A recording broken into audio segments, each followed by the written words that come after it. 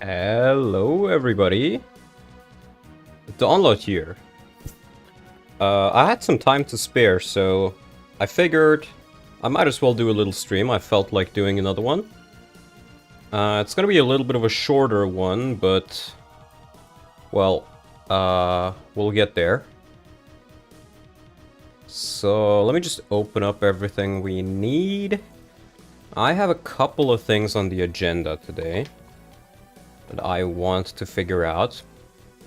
Last time we had a couple of issues in regards to the Laguz mechanics that suddenly didn't quite work.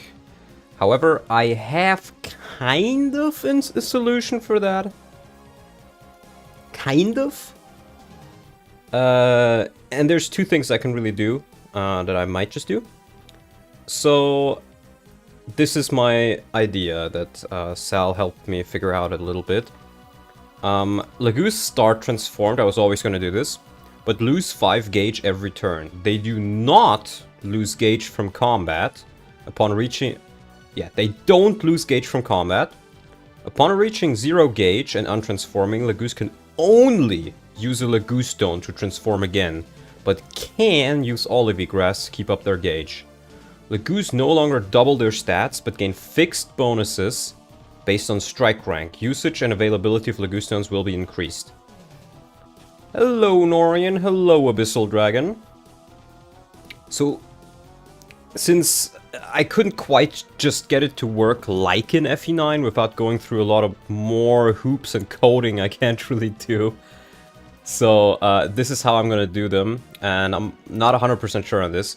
But another thing I also was considering doing is to give every playable Laguz a custom limited use weapon that recovers all its uses at the start of each map. So you can kind of view these as custom skills or abilities or custom weapons, and they will have very few uses. We're talking like maybe 5, but they do get recovered at the end of the map. So, you know,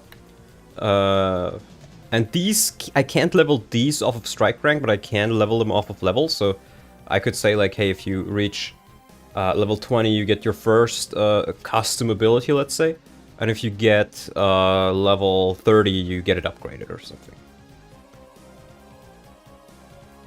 And I want to get some feedback on this one, because I'm really not quite sure if this is a good idea, if this is maybe too much, if people think that these Laguz mechanics wouldn't quite be fun, because I haven't quite implemented them yet. I wanted to do that today. I have a rough idea how to do it.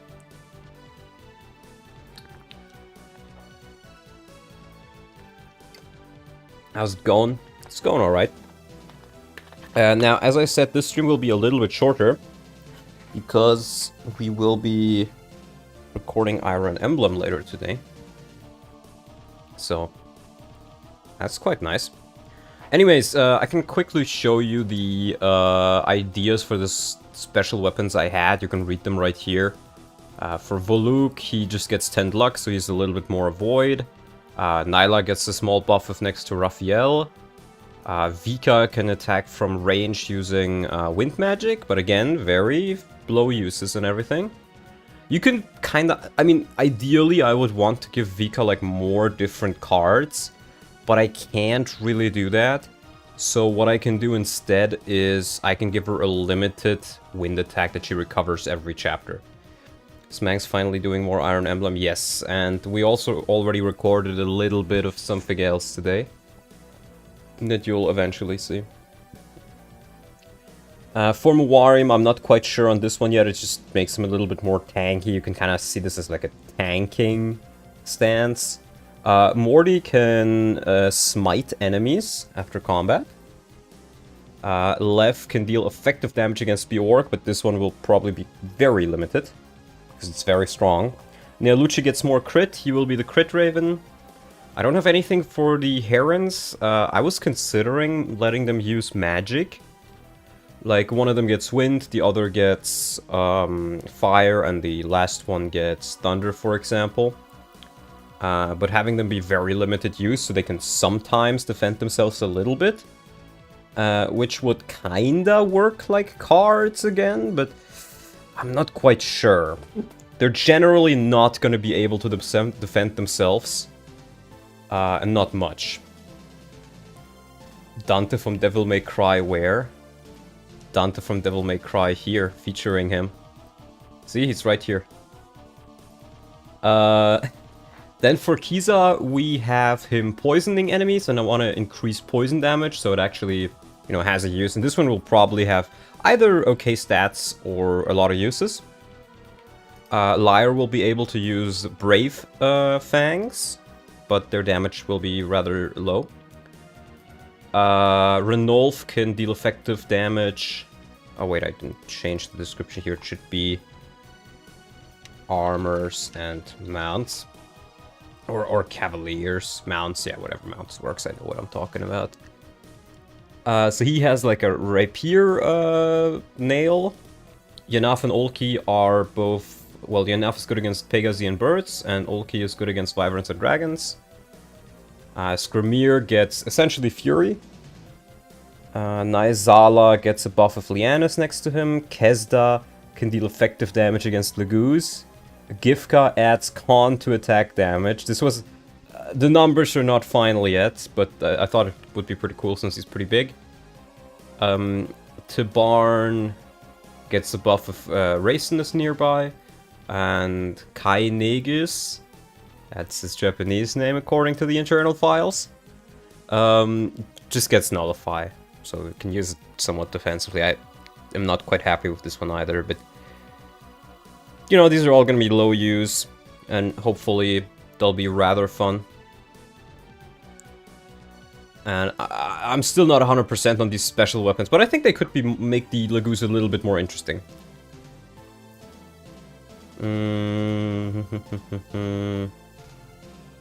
Yeah, and what we need to do is we need to implement it. The way I will probably need to implement it is... Yo, Astra Proc. I will have to take a look and go through the units. So let's go through them one by one. We start off with Oluk. And what I essentially need to do, because here is the issue I'm facing with my Laguz mechanics, right? What I did is I essentially took away the skill that gives them double the stats when transformed. But, this also means that they no longer lose gauge when transformed. They gain gauge. Which is a problem. Because it means they will never run out of gauge. Which means that they will always count as untransformed for as far as the gauge goes. Which is not good. And the thing with battle is I can't really change battle either. Because you only get battle gauge when you don't deal damage. Which, you know, a little bit stupid. But, so, I can't use the reduction from being transformed. What I can do is I can just reduce their untransformed per turn gauge to -5. So they will lose 5 gauge per turn, regardless if they're transformed or not. And, you know, I could even say, like, hey, if you somehow get them attacked without them retaliating, maybe you get 3 gauge back. Or, you know what, let's just make it 2 for now. And the only way to get back, to transform back, is with Laguz Stones. That is the only real way how I could implement this, but we're gonna make Laguz Stones cheaper and more frequent to balance it out. And now I pretty much have to go through at least all the part 1 and 2 units, ideally, and change their gauges to work with this new system. So we have Voluk, we go to Vise, -5 and 2. And we have to do this for pretty much all of them. Mawarim. Need a Laguz that only damages through kicking while untransformed. No, I mean, like, a Laguz without Laguz mechanics is kind of boring. But I'm not quite sure if I want them to be able to outright attack while untransformed. Because the difference from their stats is not going to be as big. They will still not really like be able to contribute all that much. But considering if you don't have a Laguz stone, they can't transform again. Maybe I do want to let them be able to punch while untransformed. I'm not quite sure yet.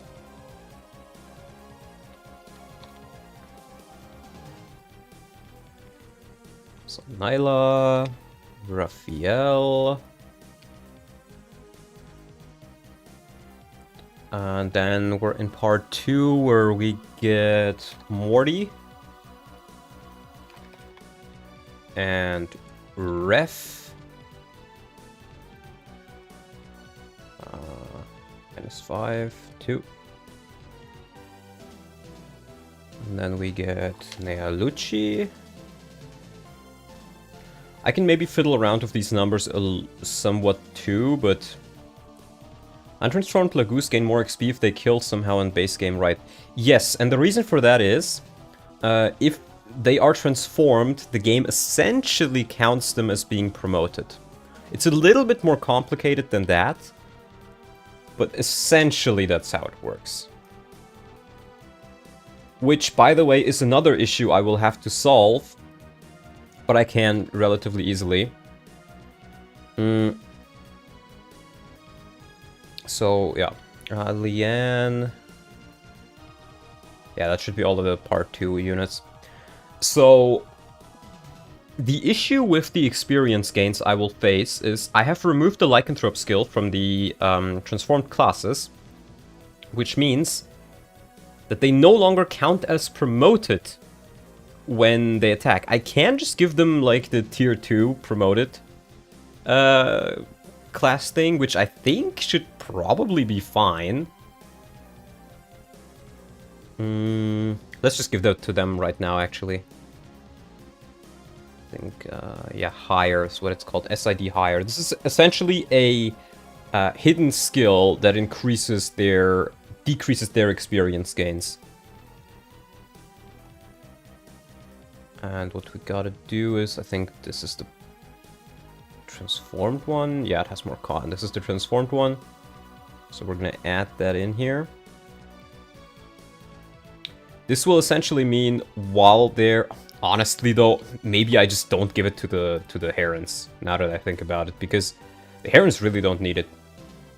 Will the Herons be completely unchanged? No, I think I'll let them keep the tier 1 experience gains. So if you really want to get them kills by like attacking with the cards and stuff, then you can, and you will be rewarded for it. Wakes up to see stream, open stream, see a Sonicher medallion, why are we cursed? That's just my background image. I don't know, somebody made it as a joke ages ago, and I think it goes super hard. Right, so we're just gonna give that to the transformed Laguz here. I'm just gonna do all of them because that's relatively easy. Relatively quick. It's just one skill.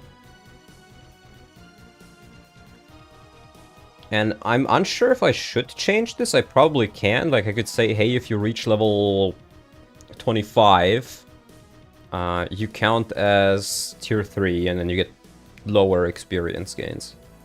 I could just have like an event that checks for that and adds it in if I really wanted to. But for now, since we're only going to be worrying about part 2 for now, we will just give them the tier 2 skill, and hopefully that will make them somewhat balanced. I'm still gonna have to fiddle around with it, obviously. We'll see. I was also told the maximum skills you can give a unit is 16. So I gotta make sure I don't give them too many hidden ones. Isn't the sign item that gives the Laguz Mastery skill at level 30? Yes, I know. I guess I could make it at level 30 as well. I haven't quite decided on that, and that's like something I want to worry about when I get there. Because I will probably rebalance things here and there and everywhere. until I hit that point anyway, so worrying about it now is not going to do as much favor. Okay, but that means they now count as being tier 2 when transformed and tier 1 while untransformed. So you can still level them up quite well while untransformed.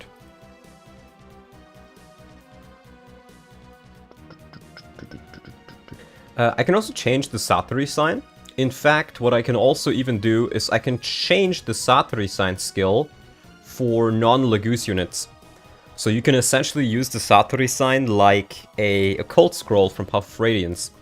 So I could say, okay, the tier 3 skills, I'm removing them, and you can only get them if you use a Satori sign. I could do that. But I haven't quite decided on that, and that's still quite a ways off. Right, so with that we have pretty much done the Laguz things. We have the balancing to do. So let's just save that up.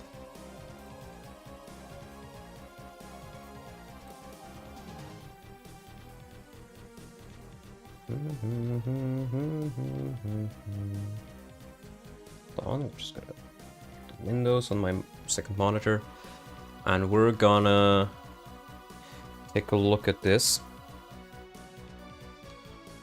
I think it's this one.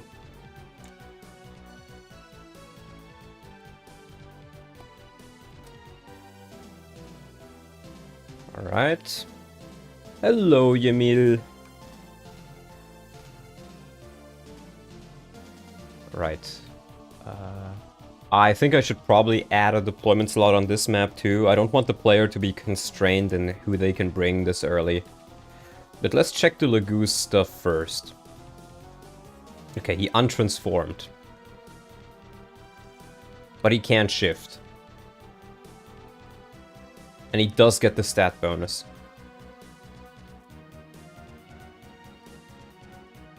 Okay.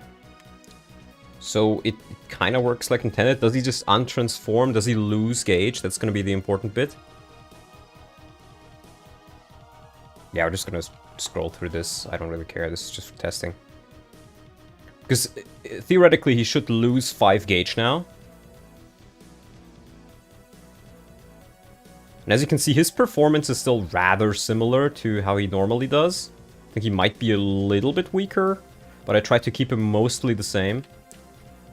Yeah, he does lose 5 gauge, okay. Oh, he can't untransform.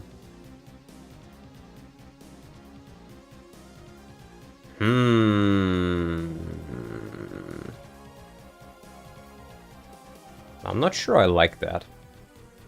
Jill still dies. Yeah, Jill is pretty much unchanged. You're intended to have her, like, jump over here and do some stuff there. You, by the way, now have Izuka. Who can help out here. This is poisonous and has 1 to 3 range, but is very weak. And it comes with Beastbuster. And I just realized Peleus, I can't select them because the map doesn't go as far. I need to change the playable margins of the map by 1. So you can actually go in there. Or, I guess. Because it fits more to have Izuka surrounded by those 3. Yeah, okay. Yeah, the Kushmar. Yeah, Izuka gets this kind of destroyed. He's not very tanky, but, you know, he can deal damage. But, we gotta be doing the testing here. Put you there. I don't really care, just keep her alive long enough so I can test it. Because theoretically, Voluk should lose gauge even while untransformed, right?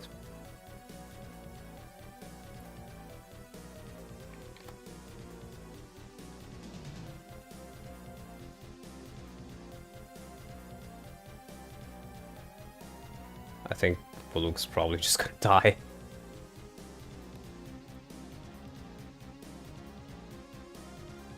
Oh, he was attacked and he gained a little bit of gauge, okay. Let's just reset this. I think that's quicker to test. How am I doing? I'm doing rather okay, actually. Oh, no, that's the wrong chapter. Time to go back.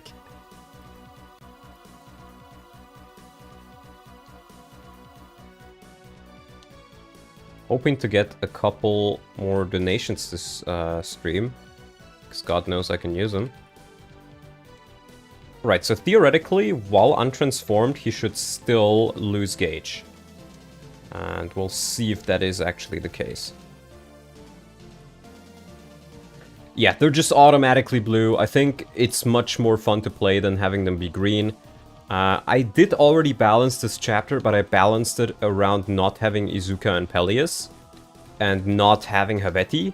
So I'll have to rebalance this a little bit. But we'll see.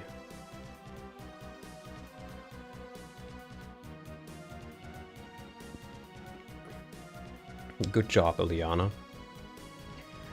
Well, actually good job, she survived. Never mind. So theoretically, he should lose 5 gauge, and he has done a combat, but he took damage, right? Yeah. So he still loses 5 gauge despite being untransformed. And he only gains gauge if he did not do damage while countering. So I think that honestly seems pretty good. That means you essentially have 6 turns of using your Laguz while transformed. And if you haven't either not done damage during a combat or used an olivey grass, you will then untransform. Now I am kinda tempted to increase the amount of gauge that an olivey grass gives you to 20 from 10, because you now lose more per turn, right? So if you got 15 per turn, and then you lose 5, you essentially only gain 10, which is 2 extra turns instead of 3. But I'm not 100% on that. Oh, 10 bucks from Abyssal Dragon, thank you. Song request, Golden Sun, Dark Dawn, Apollo Sanctum Gate. Alright, buddy, you'll get your wish. You'll get your wish, buddy. Golden Sun, Dark Dawn, Apollo Sanctum. No, not Apollo Ascent. It's Apollo Sanctum. There we go. Do we have an extended version? No? Okay.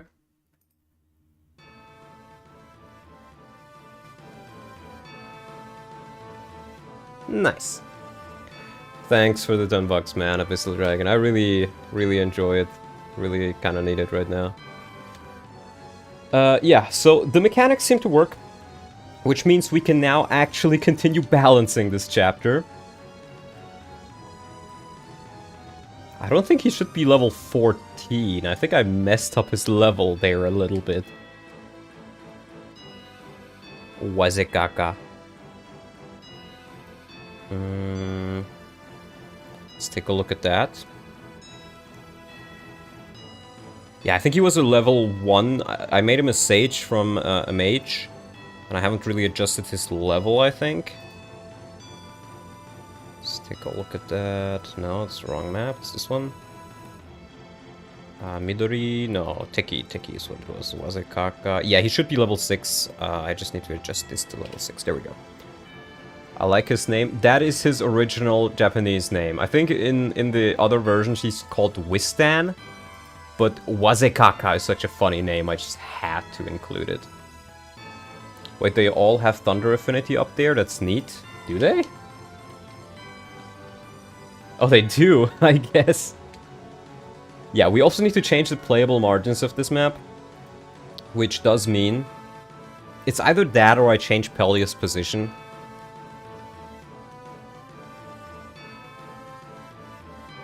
Or I changed Jill's position, actually, now that I think about it.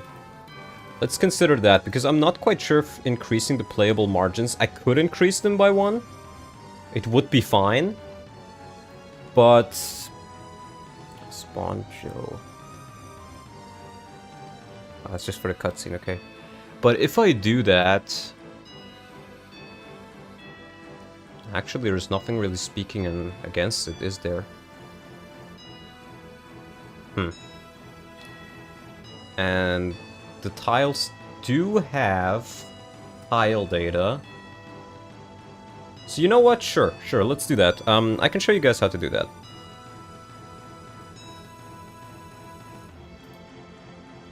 So we need to go to the data. We go here, files, and I think, which one was it? ZMap. And this is BMap 0106, so this one right here. And we need to extract this map thingy. So we're gonna open Lumina. Hi, more Iron Emblem, I hear. He finally answered, yeah. We're gonna unpack this into a folder. And in here... Let me open up imhex. You know, that was kind of good. We can actually keep it going. Just 3 minutes is a little bit low. Where is my imhex? Here is my imhex. And I have Tellius map editing right here, yeah. I've taken my notes in here, so I kind of want to make sure that this stays the same, or that I'm doing this in this project file. Good morning, real Garnef. What happened to fake Garnef? Because this will be the same structure. So... we need to go in here, and we need to look for a file called map.bin. My friend sent link on this stream and I thought it was already going on for 2 hours as usual. No, I had some time, so I decided, you know, I might as well, you know, give it a little bit of a look. Since I do have the time. So what we need to figure out here is, I need to take a look at my notes, because there is the playable margin, that is byte 11 right here. We need to run this one time. And then we need to open up the pattern data. In here, I think it's in... is it in map disk? No, map data, right? I don't know why it never saves my settings for this stuff. Playable margin. Yeah, it's the 11th byte after the header. Which means that it's this byte right here. We're gonna change that to 0. Save it. And now we need to take this folder and shove it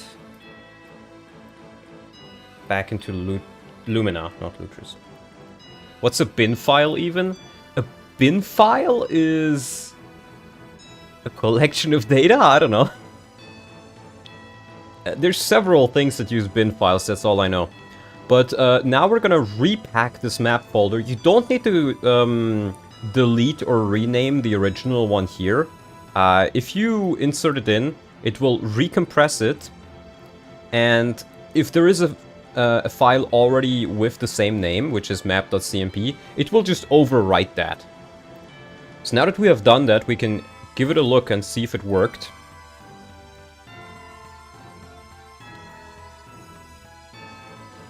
Just gonna get in immediately. And theoretically, yeah, see, now we can use this here part of the map as well. And actually, I didn't even realize this, but this means you can go this way. It means I could, like, have some units spawn in here and try to sneak their way through here. It means that, you know, Jill can, like, maybe tank this spot. It's actually pretty nice. Now, it does cause some weird-looking tiles like this one. But I'm willing to take that into account. Can you hide items in the sand? Yes, I can. Well, at least gameplay-wise, not quite visually yet. Let me do shuffle on my playlist. Yeah, it means there's a little bit more space here as well, so I could have the reinforcements come from here or here as well. Yeah, it's binary code data, it's just, you know, it's a collection of data. Yeah, I kind of like the expanded playable margin here. Because this also means that this is a plain tile, but I can actually change this to a gate, I think. I think I'm also still gonna keep this tile as the defend tile, because it's probably a lot more difficult to change the visual effects of this tile to be here, rather than just making it this, and it doesn't really change the gameplay much, if at all.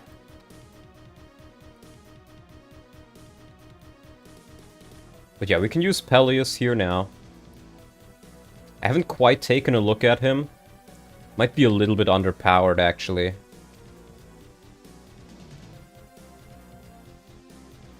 Was he really this weak? He feels like worse than Micaiah, yeah. I mean, she is higher level, but not by much. Does it to heal wounded units? Yeah. Let's take another look at Peleus. I think there has to be something wrong with that guy. Peleus. Dark Mage, yes. Does he have the right class? I think they're Midori, yeah. Yeah, he is a Dark Mage. Okay, let's take a look at that. 56. Okay, wow, I guess the bases just really suck. Peleus is weak. Yeah, he does seem a bit weak, so you know what we're gonna do? We're gonna take a quick little screenshot here. This is fine. So I can keep it on my screen much easier. We're gonna squish these down just a tad bit. Can also be squished down by quite a bit. Like this.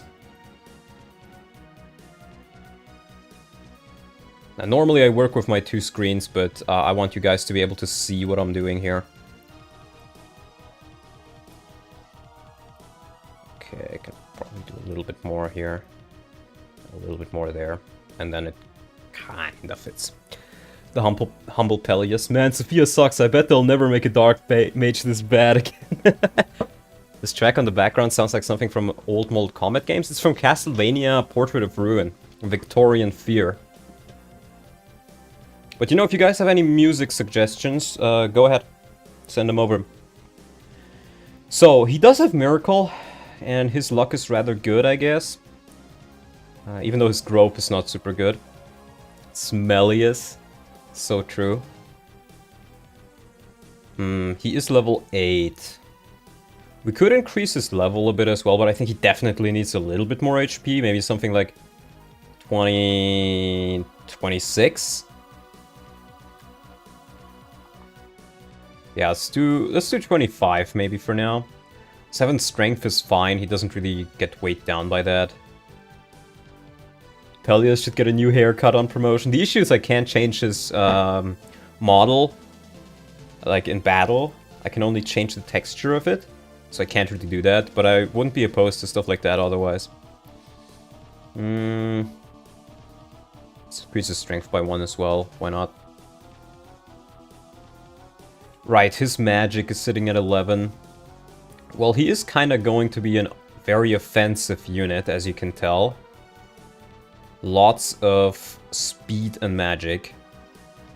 So let's maybe... How fast are the enemies here? 12. Okay, they're actually rather fast. Maybe we want to get him to like 15. 15 is actually quite close to Izuka.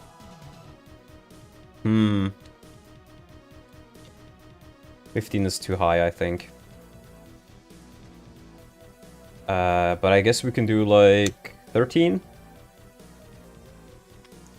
And then I think I want to increase his magic by like 3 points.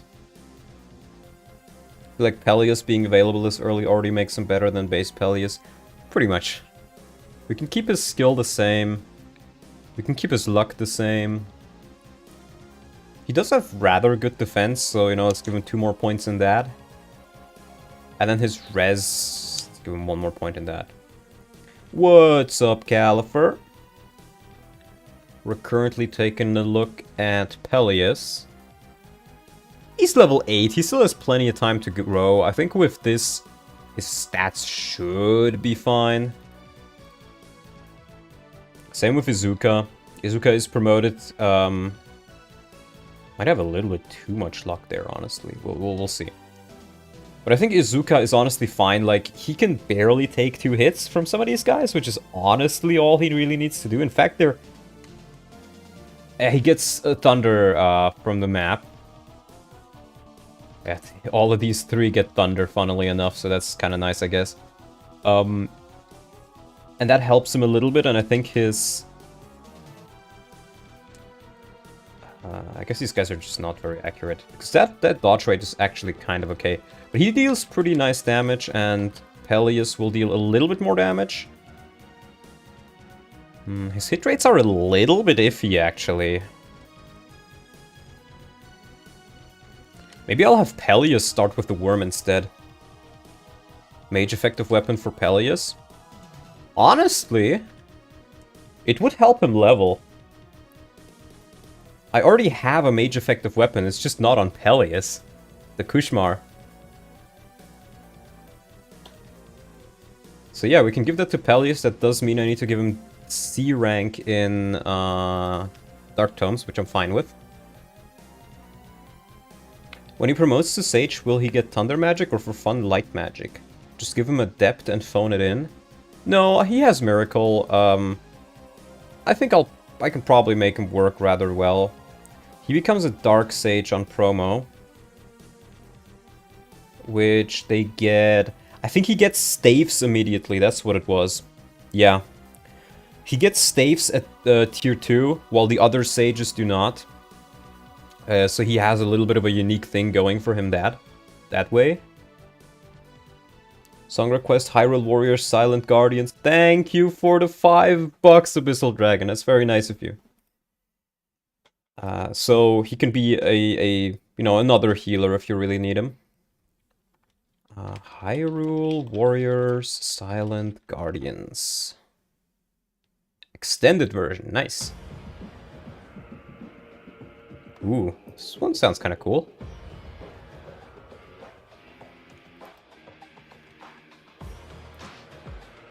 Give him a Glock. No, sire. Only Tambo gets the Glock. Also need to make this a little bit smaller on my end so I can see the sound. Yeah, it's a little bit louder, but it should still be fine, the music. Right, let's get in there and see.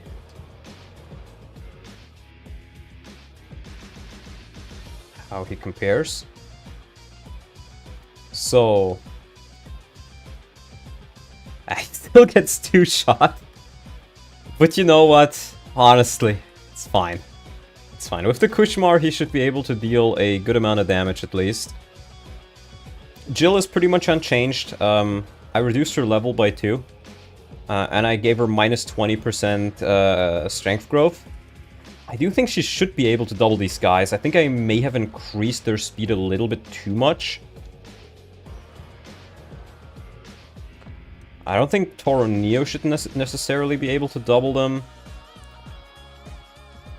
And I don't really want to buff Jill further. One thing she's definitely supposed to be able to be doing is double and immediately kill this guy. Can you even do it with a hand axe? You could give him a C support with somebody. I could give him a support with Izuka, I guess. But Thunder, I don't think Thunder gives hit, does it? Neither does Water. And the other ones don't really make sense, I think.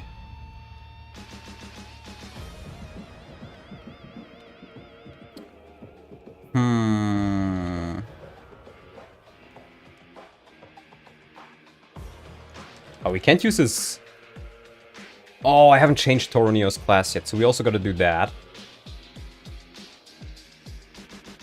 In fact, fact though, I'm kind of tempted to just put this mage right here, maybe. Thunder gives death and avoid here. Yeah, so that wouldn't really do all that much for them. Because water gives attack and defense, I'm pretty sure. But you know, I like... I'm gonna turn off all the reinforcements. I added a handful of reinforcements, as you can see. I think I'm gonna add this guy right here, so you can immediately kill him with the Kushmar and get a good, like, first impression of Peleus right there. And then,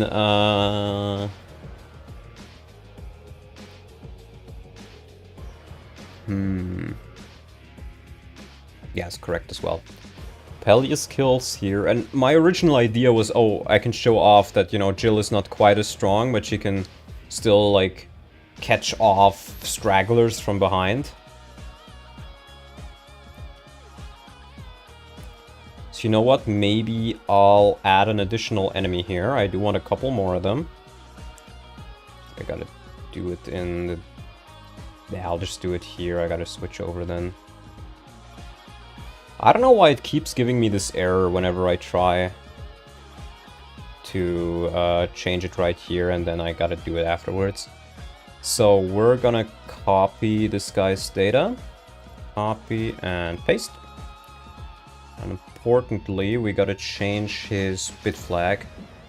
I do want to see... Yeah, they're just continuing onwards here, so we're gonna start off right here, so that's B9.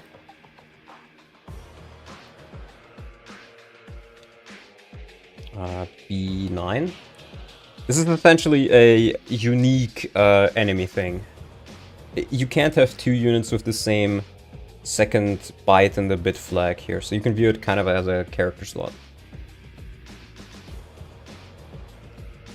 And what we're gonna do with this guy specifically, let me just close the reinforcements down again, is we're gonna add him as... Is it this guy? Yeah. We're gonna add him as an additional enemy. You can fight with Jill here. Maybe like right here, and then we move him there. So Jill can instantly run up to this guy. Can we advanced copy here? No. So we're just gonna try to get the same data. So that's 101. 52. And fire. Yeah, and the rest of the data can stay the same.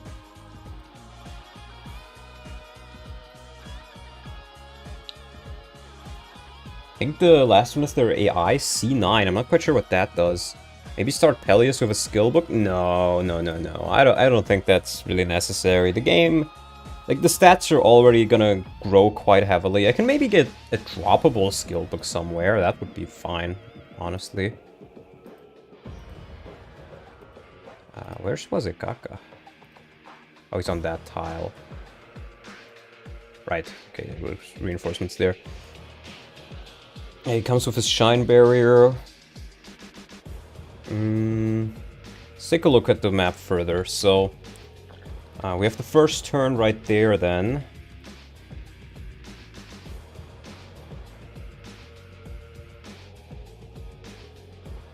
Put it on a corner. I think I also want to give... Maybe give the player an olivey grass on this map. They're not going to be able to use it. Oh, you know what? Let me try giving Voluk half shift. Peleus does need that skill book to improve his leadership skills. None.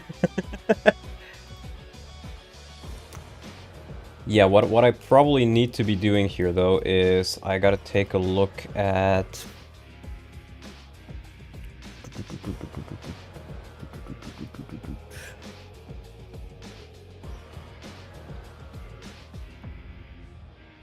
Oh, I think I would need to do this via custom eventing as well.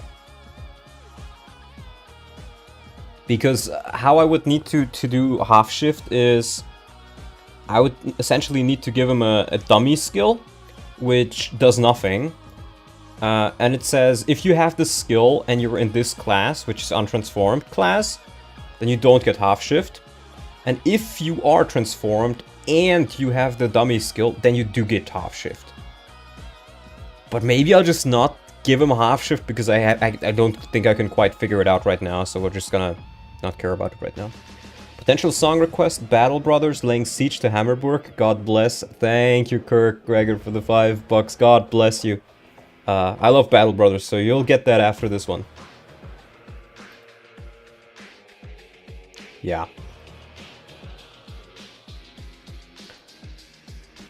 But I think other than that, Peleus will probably be fine. The other thing I wanted to do here is... we gotta go to Mikata. Let me take a look at how I did this on the previous map. 1740 is what I need to do. Okay. So we gotta add another unit here. Add spawn. Yes, gives me an error. And let's just copy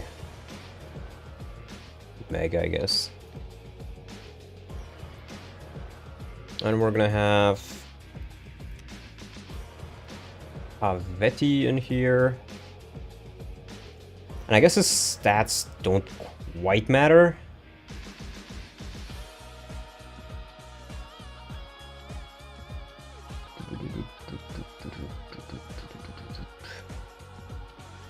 Because this is just a slot that gets dynamically made, essentially. Yeah, I'll just keep him right here in the middle. And again, the stats don't quite matter as long as these values are the same. I need to watch out, we did B9, so this one needs to be BA. Theoretically, we should now... let's go and test it again. Missing a few 80s is kind of a staple of dark magic. Yeah, I would agree.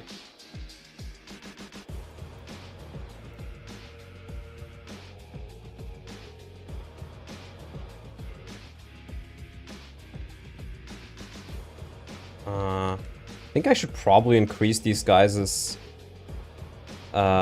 support growth rates. Now, I didn't actually think about this because I just assumed it works, but I haven't actually tested it. This is technically a new unit who is not in the support list.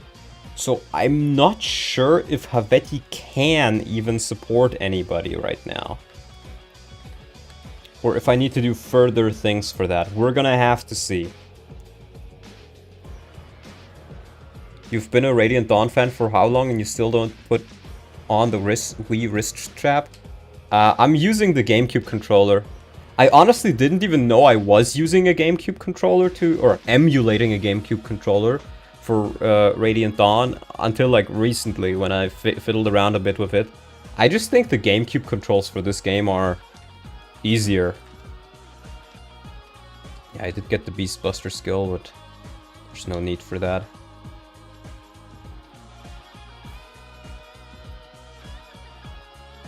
Yeah, another thing I was considering, but I maybe won't do, is I'll make the personal skills unable to be taken off, because I can do that on a per unit basis. And it might make them a little bit more unique. Let's check the shop here. You get an Iron Longbow, which is kind of nice, I guess. You get a Giga Thunder. This is an Arc Thunder.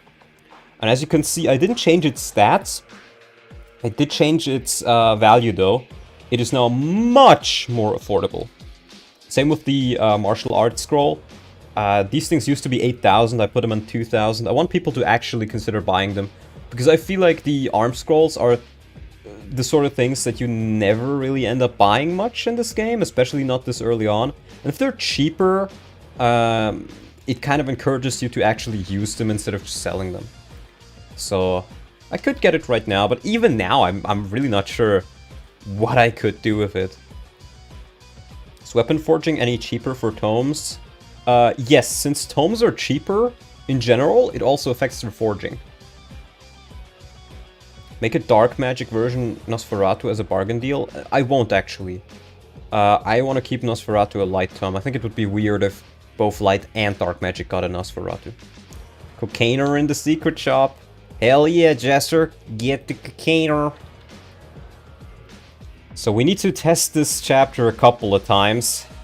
Oh, she can't actually use it quite yet. Oh! Past Dawnlot is truly a genius. I get an Arc Thunder for my Ilyana. Ooh, it's quite affordable. That seems like a nice weapon. Oh, I can't use it. If only there was something in the shop that made me consider using it. Oh, there's a cheap martial arts scroll. I think it's a good idea. Let's check the Wind Sword. I think I have enough. Let's get another one for Meg. Give Dark Tomes the opposite Devil Effect tome when? I can't quite do that, but I can kinda do that. You know what, for showing off sake, let's buy the thing here. And you should be fine with the Live tome. I want to check the weapon ranks generally. Because one of the issues that you have in Radiant Dawn is your weapon ranks are either so high that you just never really end up needing to use scrolls, or you don't even have any weapons that need the weapon ranks in many cases. Yeah, let's check this out. There is one weapon that I don't remember where I put it. Let's check this real quick. I think he might be a reinforcement spawn, actually. Yeah. Thelia's never had devil weapons, I just realized series fell off there. True. I tried wormwood tea after you mentioned it a few streams ago, and holy fuck, it's the most bitter thing I've ever tasted. I don't know how you drink it. Yeah, it is really, really bitter. Khalil and Amy do share the trait of giving magic cocaine in Path of Radiance. What? Yeah, I can technically make devil weapons somewhat, but it's a little bit difficult, and it's probably outside my skill range. Wait. No, I do have 11 deployment slots. Okay, good. Spirit Dust? Yeah. The Cocaineer. So we're just gonna see if we can do this. I haven't really done much here, but we should see. Okay, I need to do the song request. Battle Brothers laying siege to Hammerberg. We have... I don't think there's an extended version. Guitar version.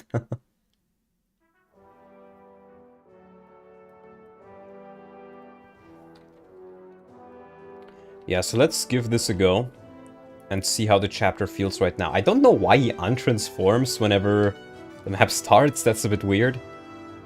Probably need to look into fixing that. But ideally, what you do right here... Oh, that looks a little bit funny. Whatever. Whatever. You know, if it works, it works. But the intended way to do this is... Oh, I can attack this one right here. Kill that mage right there, and then Jill is a little bit hurt, so you pull her back.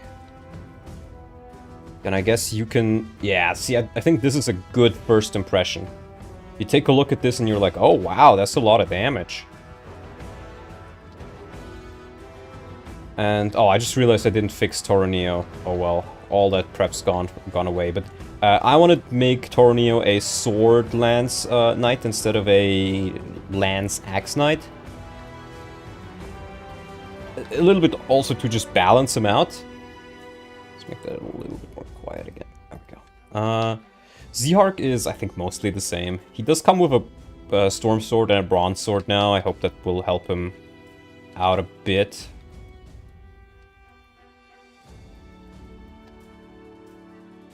Yeah, Turnio can't quite double them.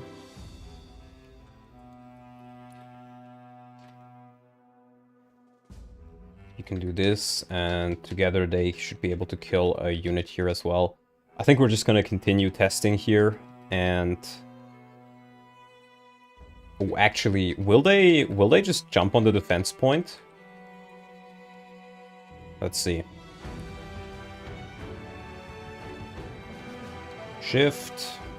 Yeah, Voluk can kill this guy. Voluk should be able to kill one of these guys. Since you have 2 more units, I probably need to add a couple more units in here or make them a little bit stronger, maybe. Right, down here, we could try going on the offensive with these 2. I think that's a good idea.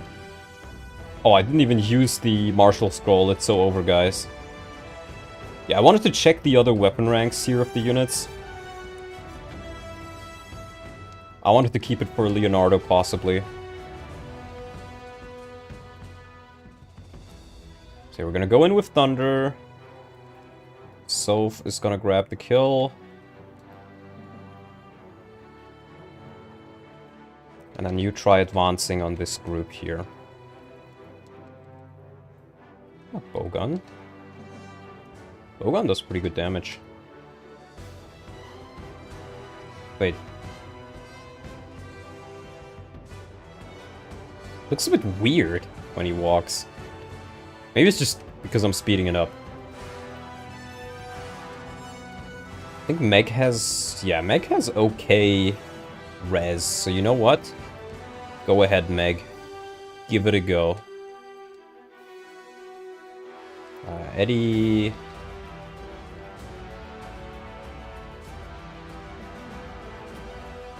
Oh wait, do I even have enough units to... Quite, do I? The tank here.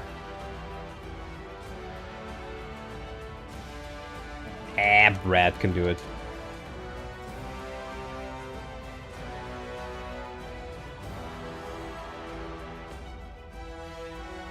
Savetti here. And Nolan. There we go. Puzzle Emblem. Or Devil X makes you T-pose. Yeah. I think it does. Need to actually finish a Battle Brothers campaign. Noble House's Crisis completely effed my team last time. Meg is the architect of their demise. Certainly one way to describe her. Yeah, see, this is what I don't like. I wanted this to be an actual defense map.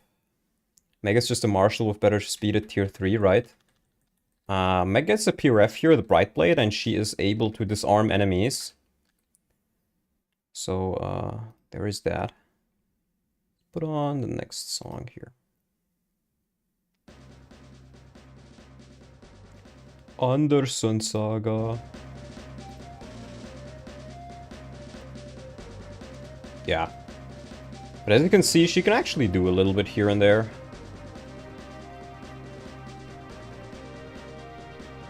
I think I may just move... Oh, I can't quite get there. Oh, that's not good. So I think Eddie just fucking dies here. Maybe he doesn't, we'll see. Oh wait, you don't have a healing item. Okay. Yeah, and the Brightblade, it's not a super good weapon and can't crit, but it gives her more skill, so she has a higher chance to proc disarm. And that is pretty much her gimmick. PHL music. One way to call it for sure.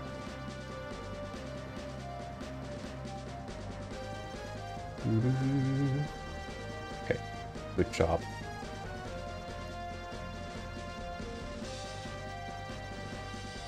Tier 3 Meg, but her armor is white like a bridal dress if her support with Seahark is A rank. I could actually do that. I could actually do that, and I could even change her portrait afterwards with the looks change feature. I don't know. maybe I can add that. If you have them ace supported at a specific point, then maybe they actually... You know, I should note that down. I think I have it here somewhere where new character endings. Here. Meg Zhark. If Meg and Zhark are at a support at a certain point in the game, they can marry and Meg gets white bridal armor. Chapter 9b is going to be hell. Oh yeah. I talked a little bit with PH to see what he thinks of it, and he thinks I can beat it. But we'll see.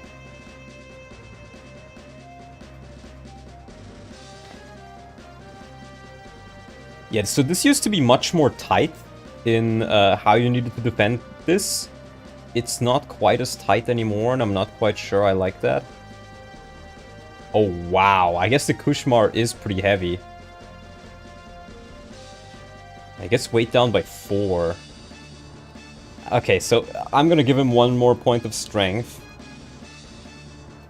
Because then even if he gets weight down, he can't be doubled in 1 round anymore. I give Braum a tuxedo now. I probably could, so Zhar can get over his furry girlfriend then, maybe.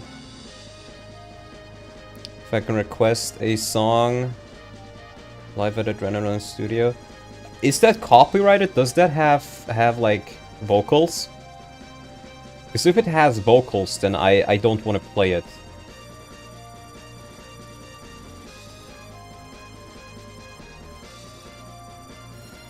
It gets good experience, I guess. Let's see. Brad. Brad is super good against these sort guys. Yeah, it has vocals, yeah. Oh, wow. Brad, let's go.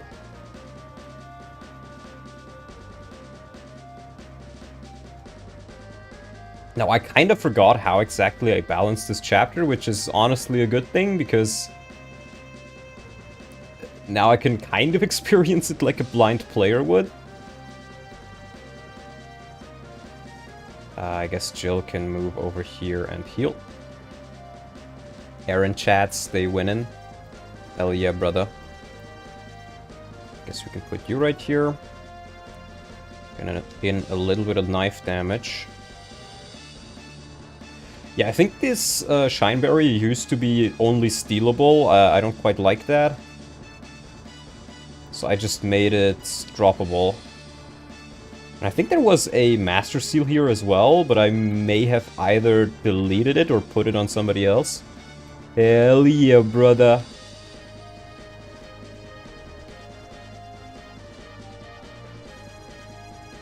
Another thing I am considering is maybe having a check that checks if Laura is level 1. Or rather, it checks is Laura level 2? Tier 2. And if she is tier 2, you take away Paragon from her, because I think I may just want to give her Paragon. Because the experience gains of the priests are so low. Like, I buffed her level to level 6. She starts at level 6. And these sets are fine for level 6, but... You know... Giga Fire now at Alpha Fire and Sigma Fire. Giga Fire is just what the game calls it. As you can tell, Nolan after that whole chapter is looking fine. Promoted reinforcements, hell yeah, brother. I wanted to try making this an actual defense map, where the idea was generally, you advance here, you conquer this sort of northern plateau, and then they start bringing in the real scary enemies. After which you have to actually defend on the defense map. Finished more textures, thank you. Let's keep you right here.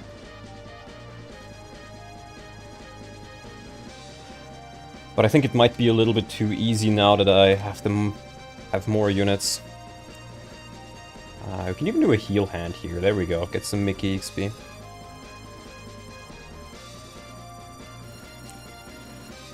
Yeah, Jill is not quite as strong as she used to be, as you can tell. But she's still able to contribute, and she's still a flyer. I don't think I even nerfed Jill, other than the 20% less strength growth. She now has 25 strength growth. But she should still be a pretty good unit. Yeah, exactly. That was the idea. You kind of conquer the top here. Strength! We'll do something like this. Jilmidon. Yeah, I added some reinforcements there too. I mean, you'll see what I did.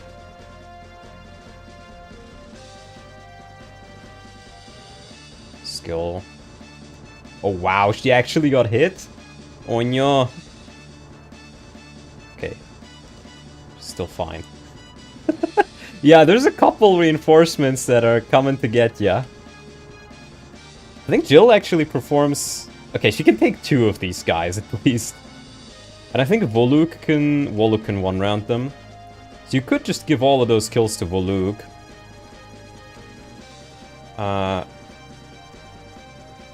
Yeah, some of these guys actually do damage to Toronio as well. It's not that much, but...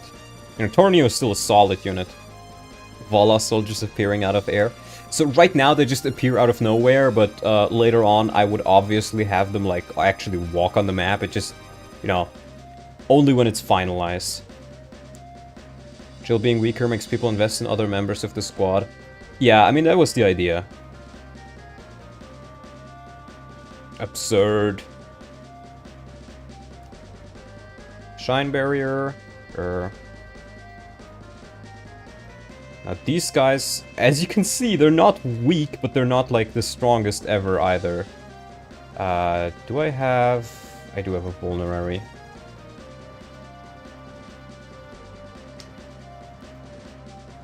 But you know what, I can just leave you be here. And then I put Nolan right here. Maybe I can get him enough experience to where he can just promote. Let's try putting you right there. And maybe Helveti. I think Helveti will actually do quite well. He takes like 10 damage. Okay, he can't even really be reached there. Add another boss as a reinforcement spawn? I could. I honestly wish you fought more Laguz, so maybe I can, like, add wild wolves or something? That could maybe work. Oh, you know what I can even do? I can do a longbow from here, or just attack normally from here.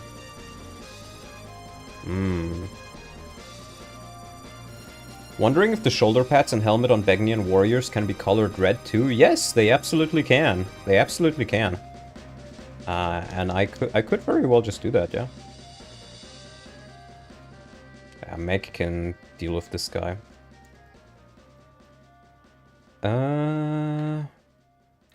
Yeah, I guess I'll just keep you relatively central. We'll keep Mickey here. You just move back. And I guess I can keep Jill right here. She can take 2 rounds of combat here. In fact, what you could even do is...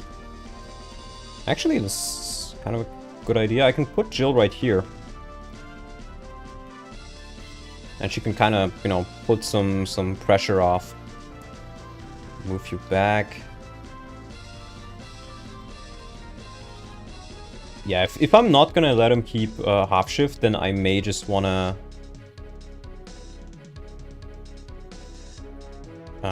I may just want to give him an olivey grass. Not for anything on this map, but is there a way to let ravens open chests? Yeah, you just give them the steal skill.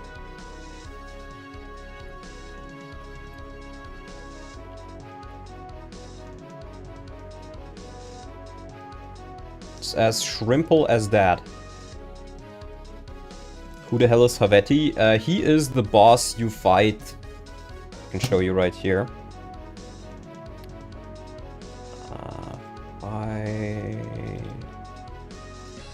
Fire Emblem Wiki. If you go to FE9, I added some bosses as playables because my mantra is more characters, more availability, more fun. He is this guy right here. You fight in Chapter 3 of Puff of Radiance. He also even has this funny artwork where Anna, who's also going to be a playable, runs after him. He is your secondary thief. I still haven't added a portrait for him for now, but I will eventually. He's rather slow, his growth is not good. But he's rather tanky, and he can become a berserker. Hello, Gale Force. Music request after this one. Fire Emblem New Mystery of the Emblem Ost Expedition. Yeah, I can do that. Oh boy. Oh boy. Oh boy. You're getting some sword masters. You're also getting a new weapon right here from this sniper. The sniper bow. A very accurate yet weak bow, ideal for shooting up ledges. I thought this was pretty cool. This kind of helps Leonardo be a bit unique as well. Because he's still going to be pretty much your only real bow user, and he will have a lot of utility from the different bows he gets access to. He gets a longbow, he gets a bowgun, he gets the sniper bow right here, and he will get another pretty interesting bow afterwards too. I feel like Soph already is looking pretty good, so maybe I'll just move Soph up here a bit. The feeling I should... Oh, I bet he is in a dangerous spot. Oh, I bet he is in a dangerous spot. Can Jill rescue him? She can. Which I may just want to do. Let's put Voluk in here.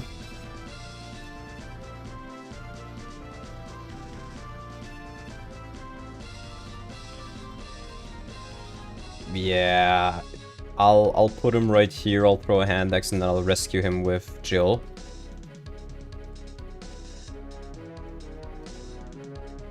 And Brad should be able to do reasonably well here.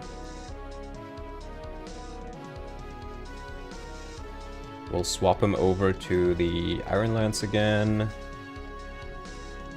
We can get some levels in on Leonardo. Oh god. It does get doubled, but barely, okay. And he's a little bit lower level compared to the others. I haven't really been using him super much.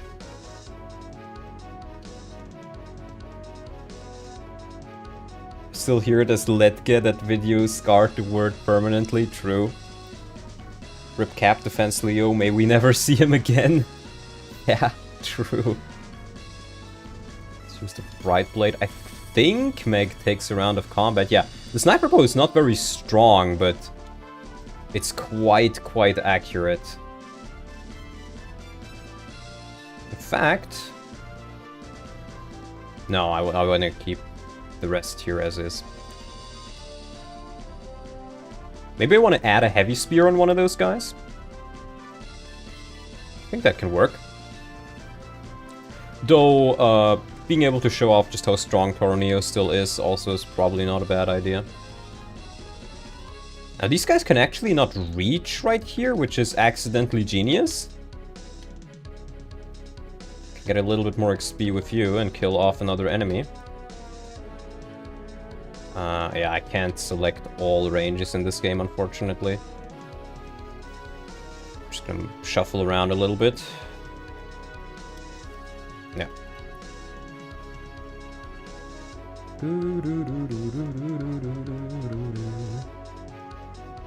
Yeah, Leo's gonna get some good experience on this map, I think.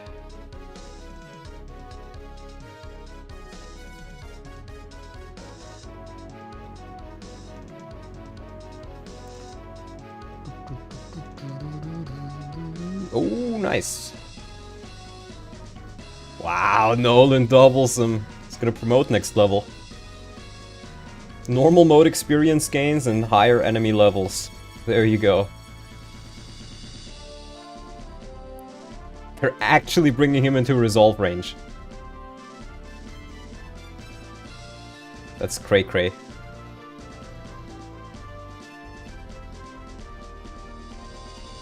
So yeah, Voluk is gonna untransform next turn.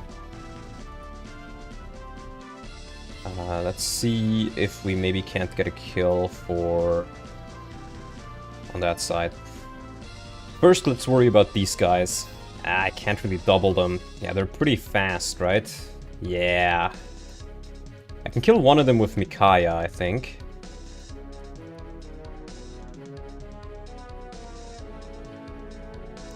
Ooh, I can use Leonardo's longbow.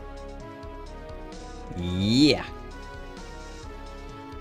Yeah, and then I can probably shove with Nolan. Like that. Mickey moves here, uses the Danny. Oh, perfect. Exact damage. Oh, even Meg can get a kill. Let's go. Let's Meg him down. More speed. Gets the sniper bow. Skip Leonardo right here. You know, let's just use the bowgun, I guess. Longbows being useful. Yeah, I buffed the longbows a little bit. I think I just gave them all like 20 extra hit across the board. They're still like a middle thing. They're a little bit stronger than the iron bows, the iron longbows. But they have a lot more weight. As you can see, 15 weight. I think I increased that at least. And you're still not gonna get a whole lot of them. Let's see how I can maybe deal with this. Yeah, there's some scary enemies here. Maybe... oh god, 51 hit rate. Oh, the delicate lance! This is the slim lance. As you can see, it's weaker, but it gives you 3 speed and 40 crit. Which might actually be a little bit too strong, we'll see. Should probably only give one of those things. Oh my god, look at this Brad. Sneetark. Ooh. Let's give this a go. Nice. They're not super strong. They're only level 1 with 15 strength. So you have tools to try and kill these guys. Let's see if we can't get another kill for Peleus. And he sees the Kushmar. Ah, no. Oh, that's not what I wanted to do, but oh well. Oh no. Oh no.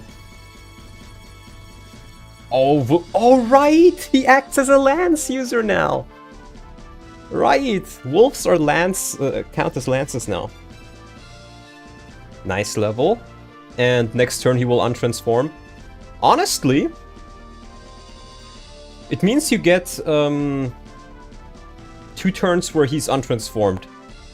It's probably fine to keep it that way now that I think about it.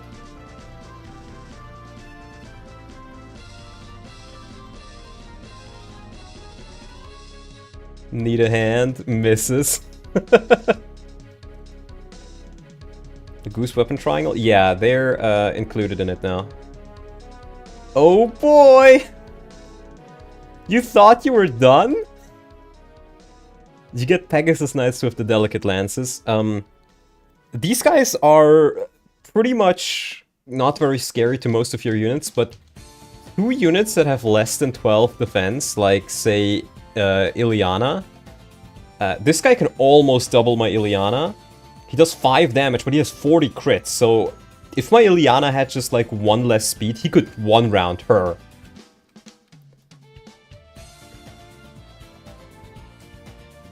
Yeah, we gotta be a bit careful. Leonardo, I'm not quite sure if you can handle these guys. It's only 12 damage. Actually, it's only 2 damage for him. You know, if I just heal him up, he's probably fine. Oh, and right, he has a bowgun now. It's 1 to 2 range. Yeah. Should probably move last reinforcement so that they can barely reach the center, makes player run away. What do you mean? Begnion really marched out generals to the desert map, expecting them to not die of heat stroke. Let people enjoy things. Oh, wait. Oh, no. He doesn't untransform when he hits 0. I think I need to make an event for that as well. A global event that says if your gauge is 0, then untransform or use the shift command. Yeah, I gotta ask Sal how to do that. Because he's at 0 range gauge, but obviously the game thinks he's untransformed, so he can't transform.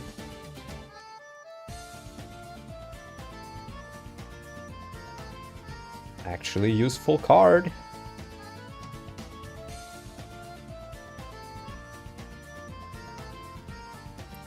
Begnion didn't expect them to survive.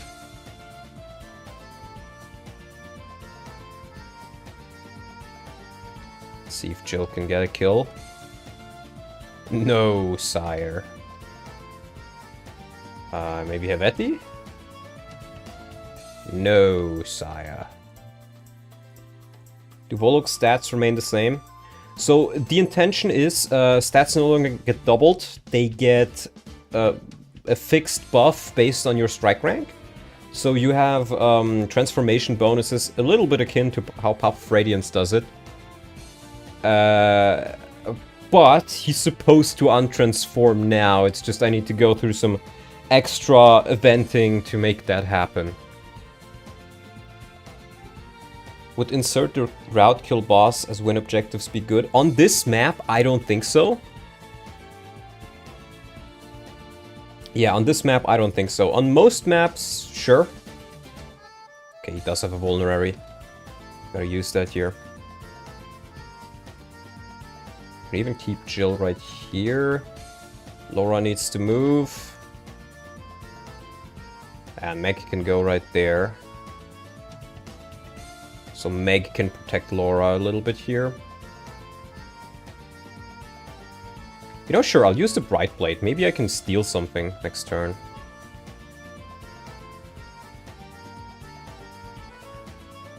Oh, right. I forgot about the music. Sorry.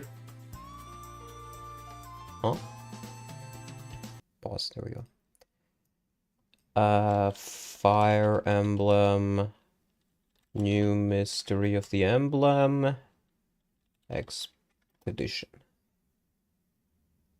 There we go. Extended. Uploaded by Jill Lover 69. Thank you, Jill Lover 69. Thank you, Jill Lover 69. Very, very nice of you to do that. Oh no, that was a bad idea. Maybe you die now. I did not realize. Yeah. Oh well. Oh well. We'll see. He does get hit by that guy, but that's fine.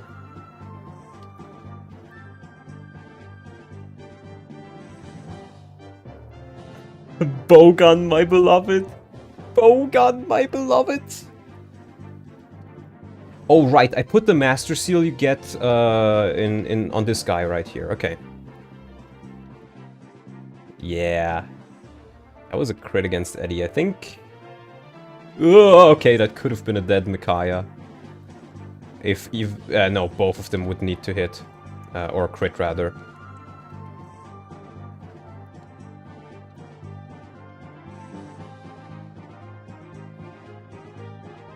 Let's see if we maybe can... Oh no, she just outright kills. Oh, it worked! It worked! I can steal the Delicate Lance. Nice. I'm wondering if Izuka's stats being unchanged from this chapter to 4-6. No, I changed them. I changed them. I made him a druid instead of a summoner. He will not get staves when promoting.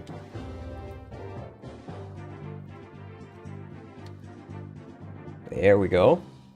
Leo video will be the new Barf video. Look, I'm working on it, okay? I'm working on it. Let's get a kill for Eddie, maybe. I think he's lagged behind just a tad bit. Oh, you only have one use left. I can probably... Yeah, I can get a kill with Nolan right here, maybe... Maybe the other guy goes for him. Actually, no, never mind. But he's very close to tier 2 now. We're gonna steal a Delicate Lance. Yummers! And maybe Peleus can get another kill. There we go. Borf video win. So true. Yeah, so after a couple of levels, this is how Peleus is looking. Honestly, okay. I mean, his hit rates are a little bit low. But the Dark Tomes are supposed to kind of be the axis of the magic weapons. So,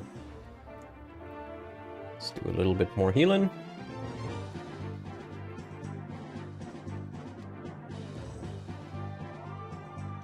Jill seems real weak now. Can we give her a 2% res growth to patch her up? No, sire. I think she's still gonna be fine. She has a more rough start. And she's mainly gonna be used as a skirmishing unit that tries to, like, you know, shoot down mages and the like, maybe archers. But she's no longer just gonna be like a kill-all unit that just, you know, go stupid, go crazy. Ooh, I could maybe... No, I can't quite reach, but I can try getting a kill for Izuka here. Or Iska.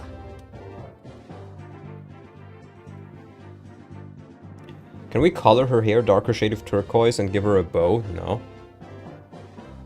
So that chapter is generally fine, but I'm not 100% on it yet.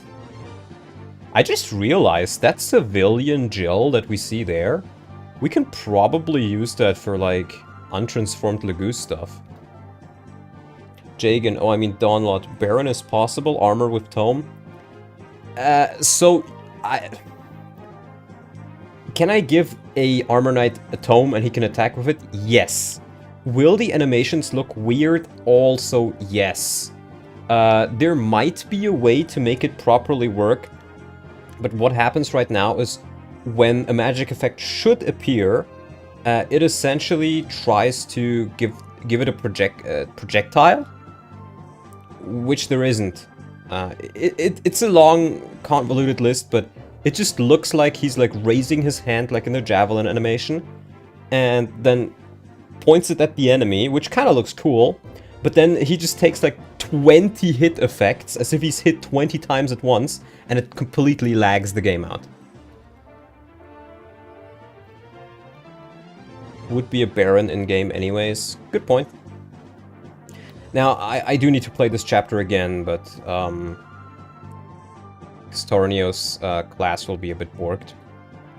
Yeah, he should be the other one. But I did at least briefly want to look at this. 1,000 gold. Get renewal here. Yeah, I need to... Voluk should get 30 gauge when the chapter starts, but I need to fix that thing. I guess this is pretty much half shift. Ludwig? No. Ludwig is not very magical. Now you do get renewal, and I'm pretty sure I did buff it a little bit.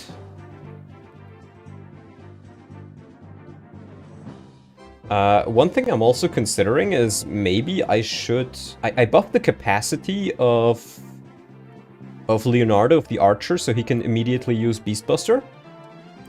If you want to. Until, you know, the others transform or promote, then they can also do it. I need to change the capacity of Voluk as well, I think. I think he's supposed to have more. But we'll give Voluk renewal. It says 20%, but I may have buffed it to 30. Actually, I think the base one is 10, right? So...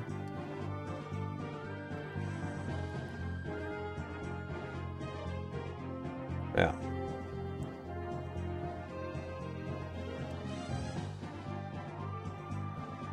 Let's see how Nolan would be doing. Lyncha's dad. Oh yeah, ignore the battle animations. I need to fix that. Everybody has come. I messed something up during testing. I just need to swap out the files again. But, you know, as you can tell, we got Nolan to 21 without much preferential treatment, really. There's still some units which are somewhat lower level, like Brad, or Leonardo, I guess, or Eddie. So I guess he did get a little bit more preferential treatment, but, you know. Let's check the shop here. Yeah, you get a Mint, you get another card, which actually has crit now, you get these weapons. Let's just, go in. So you have 13 slots here. I need to make these guys not force deployed. Thought I already did that, but I guess not. 13 slots feels a little bit boring because it means you don't get to use everybody. But I don't think you should be able to, like, this is around when you should start maybe benching units. So I think I'm just gonna increase it to 14 on this map. By the way, you have a new boss on this map. This map used to be a route chapter, and it used to not have any boss. I've added Alder as a boss on this map, and he's a very funny unit. So, he's a Blade General. Comes with a Storm Sword and an Armor Killer. And he has Stillness, Miracle, and Guard. And as you can see, he has 24 luck. He has a 24% chance to survive a lethal blow with half damage. And the intended idea was, he's an armor knight, but he's not very tanky, he's just incredibly lucky. He does not survive because of his armor, he survives because he is Alder and he is lucky. And the running gag will be that he gets defeated on this map, and then, you know, but oh, somehow survives because he's just very lucky. And then originally he was gonna get killed by the Black Knight, but still survives that because he's incredibly lucky. Then you defeat him on the final map, but he still survives it because he's incredibly lucky. And then in part 3 or 4, he would be recruitable. That was the idea. I thought it was hilarious. Out of curiosity, what do you think is the biggest hurdle for the Tellius engine at the moment? There's a handful of things that we still need to get working. One, 3D model editing. We still haven't quite figured out how to properly utilize the format that Tellius uses for its 3D models, because it's not a common format, it's pretty much only used in the Tellius games, and nowhere else. So we can't do 3D models. All maps that you see right here, they're also 3D models, which means that we essentially can't change the map either. But we can maybe, and that's what I'm currently looking into, you see these objects here? These are separate objects from the huge, like, map itself, or, you know, the fortress you see behind Alder. That is also an object on the map. And I'm currently looking myself into how these objects are properly loaded, and maybe I can change how you can insert these objects, or how they appear, and stuff like that. You've been able to shift the models into Blender, but just can't reformat them into Tellius format. Is that correct? Yes, essentially. The progress on that is, we have figured out what 3D modeling software they were most likely using by looking through the Nintendo Wii and GameCube documentation, which is 3D Studio Max, I think, is what it's called. And we figured out the exact version they've probably been using as well. We figured out that they had a plugin to reformat it. And I think we even got our hands on the plugin. But here's the issue. We need to get like a Windows XP, I think it was, version, because the version of that 3D modeling software is so old. And we need to get the plugin in and then reverse engineer the plugin to understand what it's doing. And then maybe we can figure it out. And we also need to build the plugin from source, which I don't know how to do. And the other guy who was helping me also doesn't know how to do, because none of us have a proper, like, programmer background. It is a lot of work, it's a lot of ifs, and it's a lot of... we haven't quite figured it out yet. So, first thing I'm gonna do is I need to fix Toronio's class. Toronio.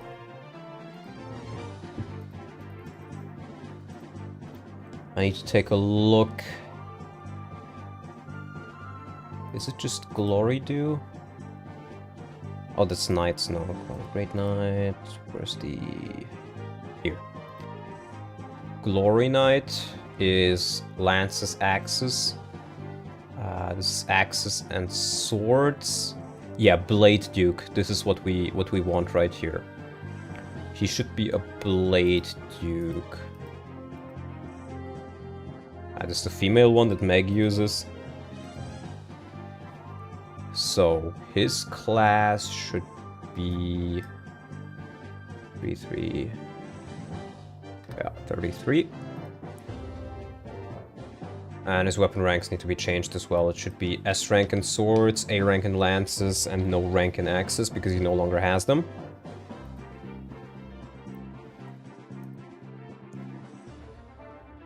Right, so we fixed that. Now we also need to fix it on the map. Toronio. 33, Blade Duke. For some reason, Tormod makes sense as a Baron for me. Absolutely not. I'm sorry, bro. Absolutely not. The version is old. I'm old.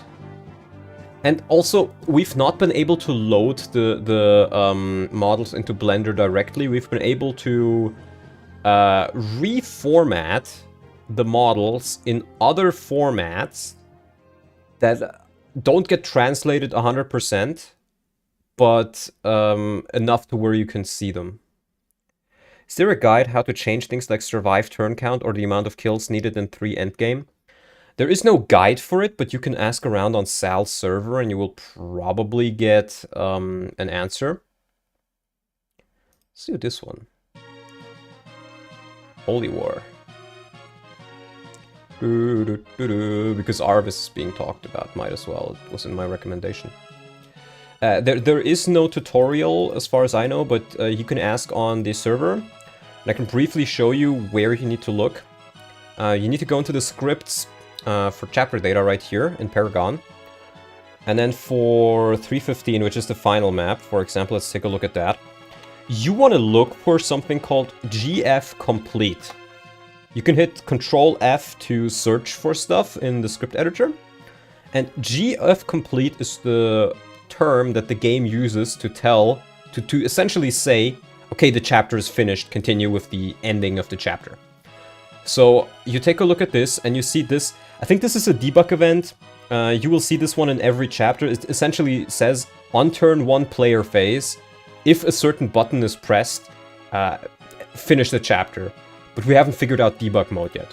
So that's not the correct one. Then we take a look at this one and it says, oh, call this event if Anon FN is higher than 80, set chapter to finish. So you just go in here and you type 100. And now you've changed it to 100. And if you want to know what specifically is happening, take a look at this one. Or actually we can take a look at the other one. Yeah, and this says if GF Complete is done, then play this, and this just plays the ending, essentially.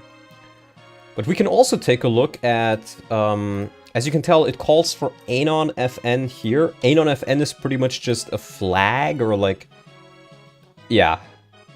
a variable, you could say. And we take a look at anon of n, and here it tells you, print this here. So this is how it gives you the number on the screen. Print always means, give me a number. So it counts, get the amount of players that died on the map, plus the amount of enemies that died on the map, plus the amount of thirds, which I think is just green units, died on the map, plus get number died brothers. I think this is supposed to be for Oscar, Rolf, and Boyd, but it might just be weird ways they name yellow units or something. And then return this number. And essentially, this combines all the characters that died into a number, and says if this number is higher than 80, or in my case higher than 100, you finish the chapter. And that's how easy you do that. Whenever there is something that has to do with how do I finish a chapter, what is the objective that I need to do to beat the chapter, you search for GF complete. If you want to make a game over condition, you instead look for GF game over. Like for example, if I wanted to make Renolf not a game over on this map, I would have to remove the GF game over flag from here. So that is how you can look at that. Right, we've taken a look at Torunio. He now has sword rank. And now we actually do need to take a look at the script editor for the next map. It's this one. So we need to search for 4, I think, Sally? Restore Sally. Here. So force unit deployments are a little bit weird. Because you have to declare it in 2 different spaces. One of them is in the script, you need to look for this thing called unit force Sally by PID. Sally, or S-ally, or whatever you want to call it, essentially just means unit on the map, pretty much. Or unit gets brought onto the map, unit gets spawned. And it says, make Micaiah a forced spawn and make Micaiah not be able to move. Interestingly enough, I think you might be able to make Micaiah be forced and still be able to move her around.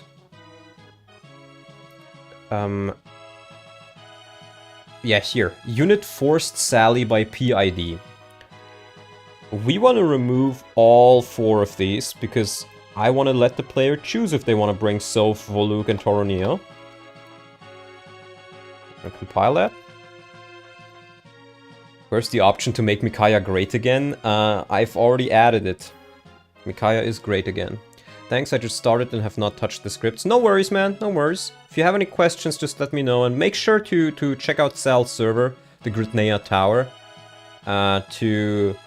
Because there's a lot of great advice that you can get there. I also learned a lot in there. Usually if you ask a question and you ask it nicely, people will give you an answer and give it to you relatively quickly. I try to answer questions there too. But yeah, let's search for unit forced Sally. So yeah, it's only Micaiah now in the script. And the other thing you need to do is you need to check the bit flags. This map is a little bit weird, because it technically is 2 maps in one. A and B map. So we want to take a look at the bit flags here. As you can see, this is the bit flags I'm talking about. These correspond to things like auto leveling, what unit slot or unique unit slot is, number of units, difficulty in some cases.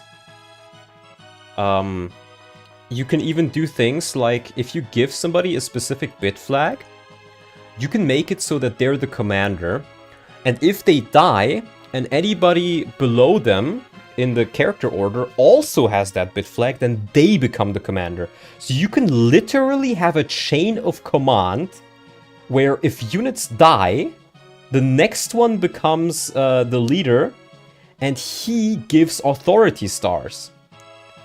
have to head out, but just want to say that you, Sal, and everyone else are doing great work with Tellius Engine. See you later and have a great stream. Thank you, Zap, please. I wish I had a GF complete. So true. I wish I had a GF complete true as well. So in our case, you also need to change this third bit flag. From 04 essentially just means load from memory. So if this, whose server is it? The one in the description? No, that's my server. I can get you a link. I should probably just post the link in my description as well. Hold on. I'll get it to you momentarily. I'll post it in the chat for now, and then I guess I can just add it to the description later. I'm not directly associated with the chapter, it's Sal's, Vicious Sal's server. But I do use it a lot, and I am active there a lot. Yeah, okay, here's my video. Right, it's this one right here. I'll pin it. So you can go on that server and people will help you out.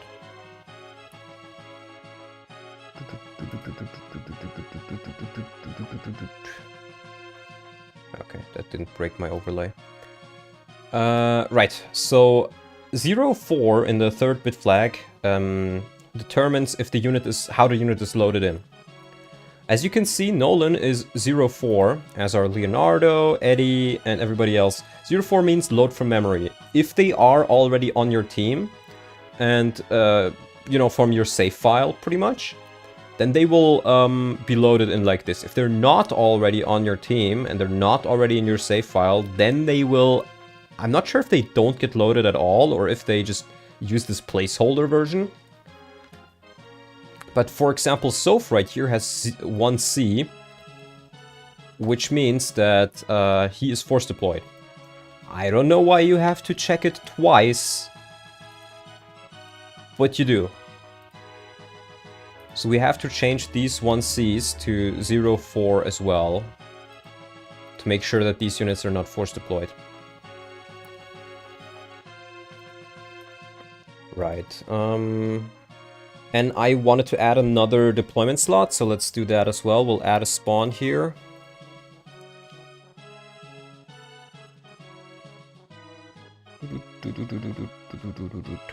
Now, the little bit unfortunate thing is, since this is counted as one map, I'm pretty sure... Actually, I think this part only gets loaded afterwards, so it might be fine. Anyways, we'll just copy Jill over, put her in here. And then we need to make sure that we have... It's F5 that she needs, so we'll do F5. And we'll, I guess, just use Havetti. Or you know what, let's use Peleus. I don't think it really matters, but... you can technically miss out on Havetti, you can't miss out on Peleus.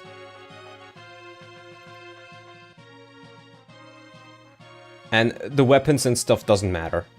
Starting level, all of it doesn't matter, only the coordinates. Because they determine where the unit spawns.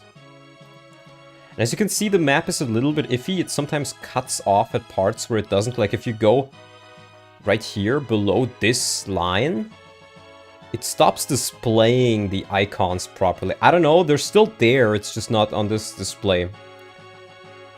So I think this position is probably fine. I don't have it open anymore. I'm not gonna stream for too long today, but I can still stream a little bit longer. So... let's think about how we may want to change this map.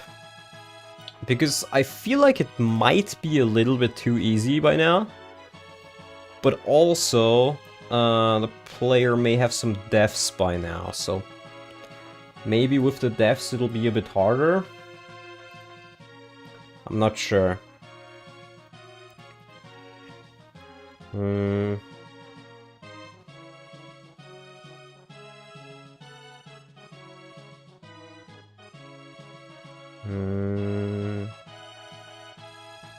I mean, what I could theoretically do is, I can just give Voluk half shift as a, permanent skill, I guess? I reduce his stat gains a bit, and then just, you know... I guess that's how I could do half shift. I still need to write the code for making them untransform when they hit 0 gauge. Maybe I can take a look at that right now and see if I can't figure it out. Sal helped me out with, like, when it comes to coding in C, I suck at it. I can do hex editing, I can do binary, I can do assembly a little bit even, I can do Ghidra, but C code is funnily enough the most difficult thing for me. I don't know why I have the most trouble wrapping my head around this and not like assembly stuff, but yeah. So,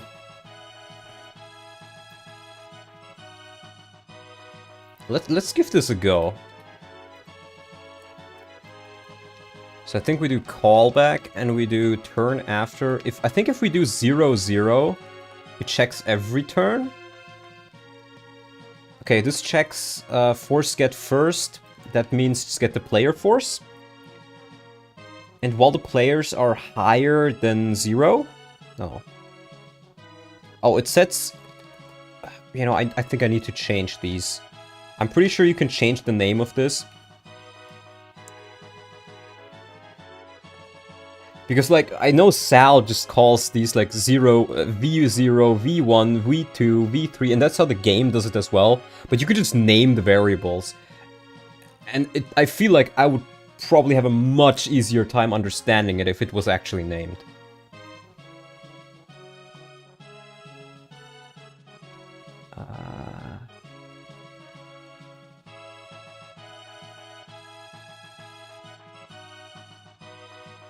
Yeah. It checks if a unit has animal eyes. Wait, can't I just, focus? So let's... The focus can stay. Is there a command for untransforming them? Let's take this one out.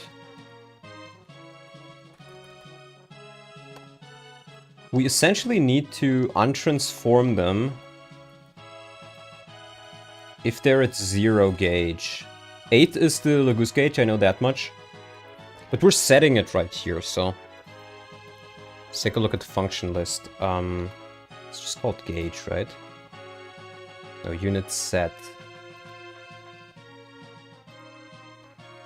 It is something with unit. Oh, 10,000 results. Unit check. Unit get ID, effect unit, play unit, exist unit, rotate unit, check unit, force unit animations, move direct, force unit transform. I guess that force unit transform. Maybe it's that one? Maybe just, you know, using transform. Force unit transform. Maybe that just makes it so you transform whether you can or not. Oh no, I need to check. The transform is not the issue. I need to check unit set. Is there a unit check? Check exists. Check what force they're in by piety. Check if they live. Check ready to base talk. Check transfer. I think this is just how they're used in the events from here on out. This is no longer... Okay. Let's go back here and then maybe... Area unit check, dispo unit check. Unit check exists. I'm not sure I can check what their gauge is. Yeah, I guess I'm just gonna have to ask on the server afterwards. We're just gonna have to live with it not being a thing for now. Let me just comment it out so it doesn't get used. My wonky broken code. For now, it's just Voluk. Voluk is fine. Right, the enemies do feel a little bit weak. Though I kind of like you being able to clear this out relatively easily.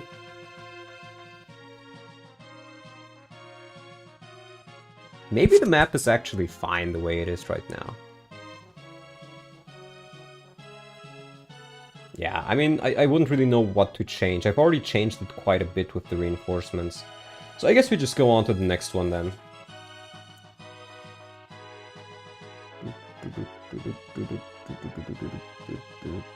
So I've already changed this one too. I changed all the part 1 maps before, but not with the additional changes I made. So you have 1 more deployment slot, so you only need to bench 2 units. I think having 15 deployment slots feels a little bit too high on this map. Now, these enemies are still tier 1, and I'm not quite sure if I want to keep that. I think I'll make them level 20 across the board here. And then trickle in a couple of promoted enemies already here and there. Myrmidons. Armors. Because I'm not quite sure I need them to necessarily transform or like be promoted already. Because they also get more movement when I do that. Hello, Luis Eduardo Lopez Delgado. How are you doing?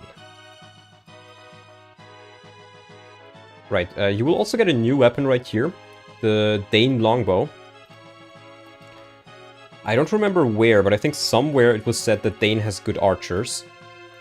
And if not, then, well, I'm retconning them to have good archers. Yeah, you also get a halberd here.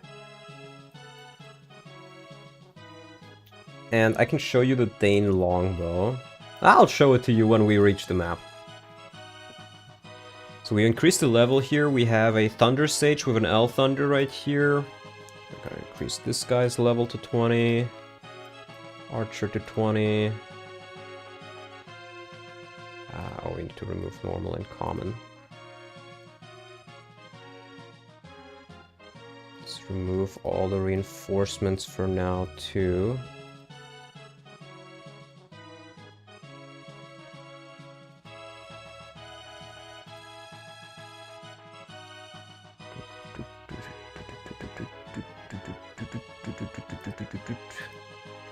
Yeah, Alder is level 4, that's honestly a little bit low, maybe I want to change that. Axe armor, we do have a promoted bishop here as well. A level 5 swordmaster with a kill sword.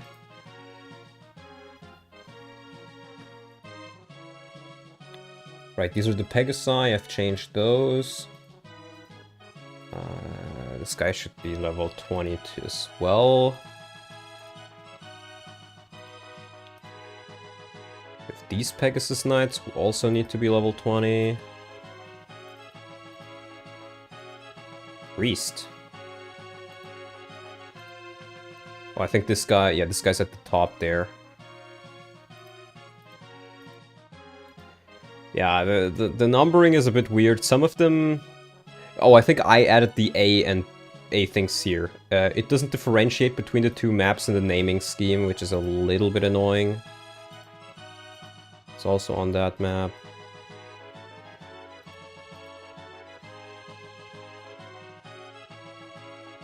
Pegasus Knight.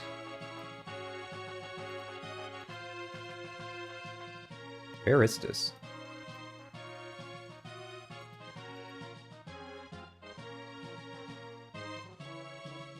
Oh. Okay, 23... Oh, it's this one right here. Oh. Lol.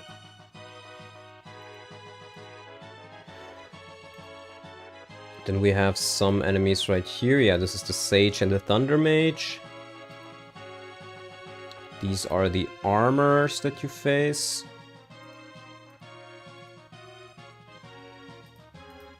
This guy has a halberd. You know what? Maybe we just want to promote this guy? Leo is evidence to the contrary. But Leonardo is a good unit.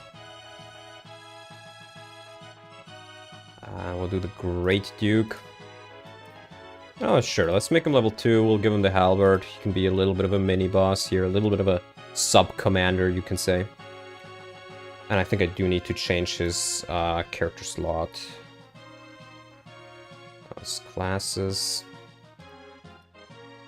Here. This is slot 94. I should make this a bit bigger again. Axe armor, because I think there's a axe general in here as well. Yeah, great you. So it's 111. You will have to convince me with your video, and I will. And I will.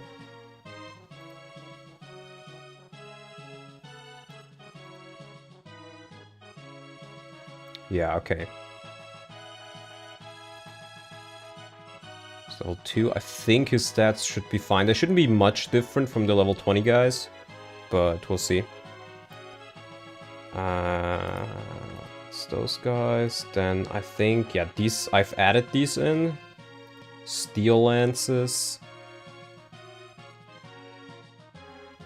Yeah, lancer as well. A droppable steel lance and a hand spear. Then these two Pegasus Knights with steel lances. Right, and these are the last reinforcements you get. You get, if you're very slow, there's a couple of promoted enemies which attack you from the back, namely a rogue with a stiletto, which is now again effective against armor. And a great duke with a steel pole axe. So these guys are relatively tough. You can definitely beat them, but ideally you want to move forward before you really need to worry about them.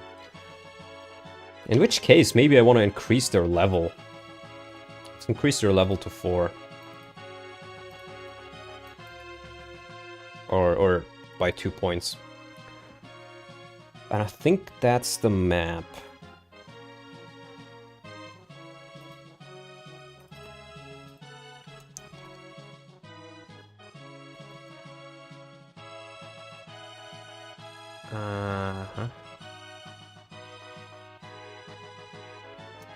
Now, I think... Oh, did I not save it? I didn't save it. Yeah. Save. Blah, blah, blah, Mr. Freeman.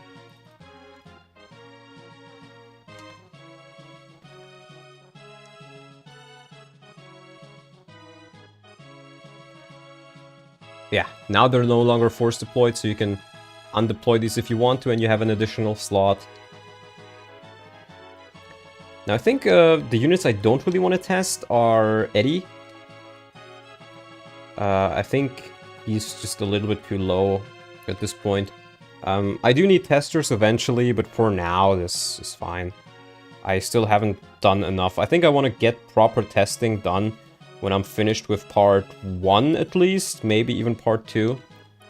Probably part 1, considering I want to add a couple of chapters to part 2. When I'm fully done with it to a point where I'm happy, then I can, you know, put out a test version.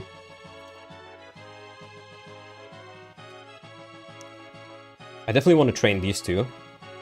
And the new characters, Savetti and stuff.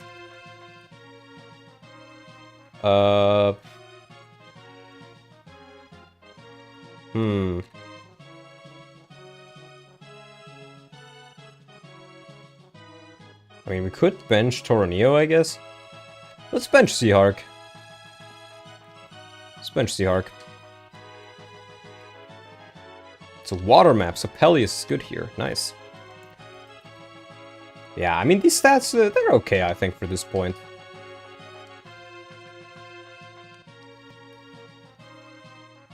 Yeah, I can show you guys the Dane longbow. It is a special bow from Dane known for its difficulty to use and its range. This is a 3 to 5 range bow. 3 to 5 range. It is very rare. It is, anybody can use it, but it's S rank and it's 30 weight. So, and it only has 10 uses.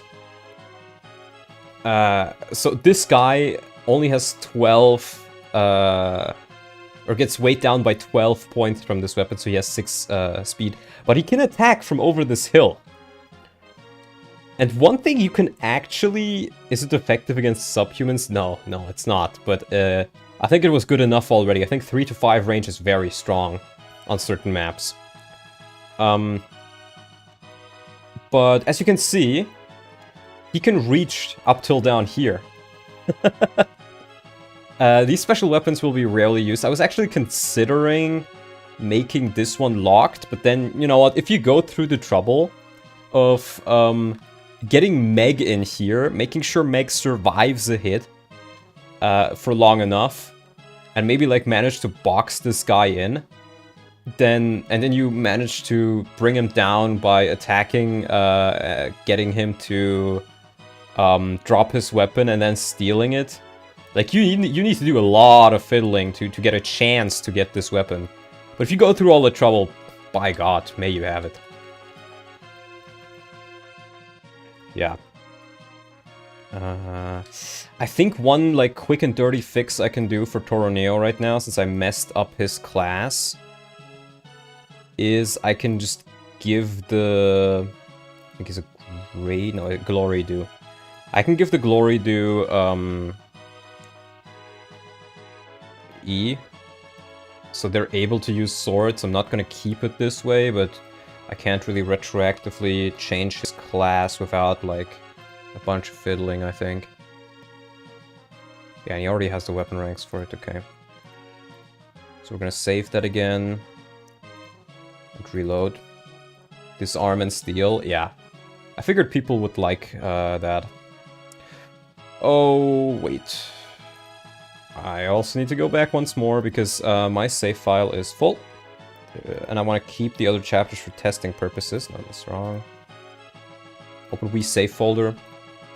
So I'll copy my save file and I'll call it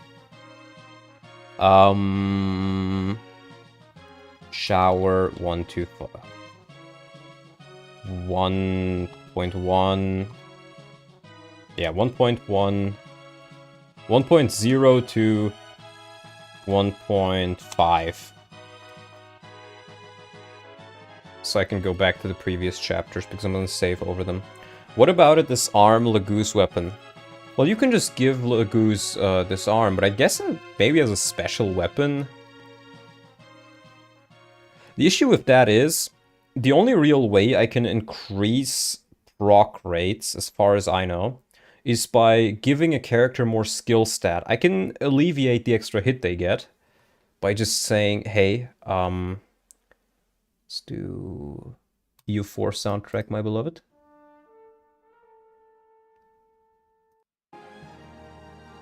Let's go.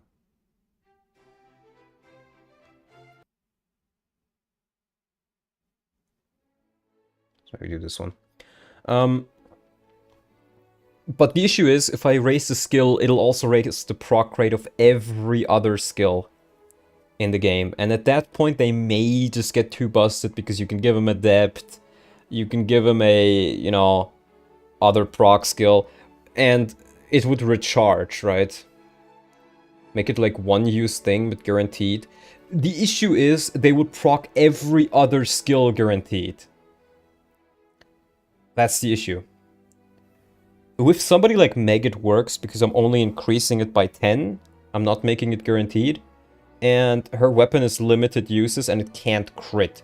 So the damage output of it is not much higher. Like, sure, you can use it later on when she learns Luna to have 10% more Luna, but honestly, if you use it by that point still, then sure. Just get 10% more Luna proc. Right, I did the save file. Let me make sure I saved my files as well. And we should be able to hopefully use Toroneo's sword rank. Did I increase his max rank as well? I think I only increased his base rank of the class, but not his max rank, which is the big thing. Oops, no, I did increase it. Oh, his max rank is E. That's obviously wrong. But he's a glory do, right? Yeah. It's the SP version.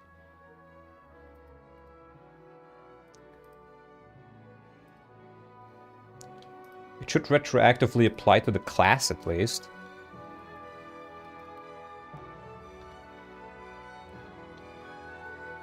Huh? Why do you not get your sword rank?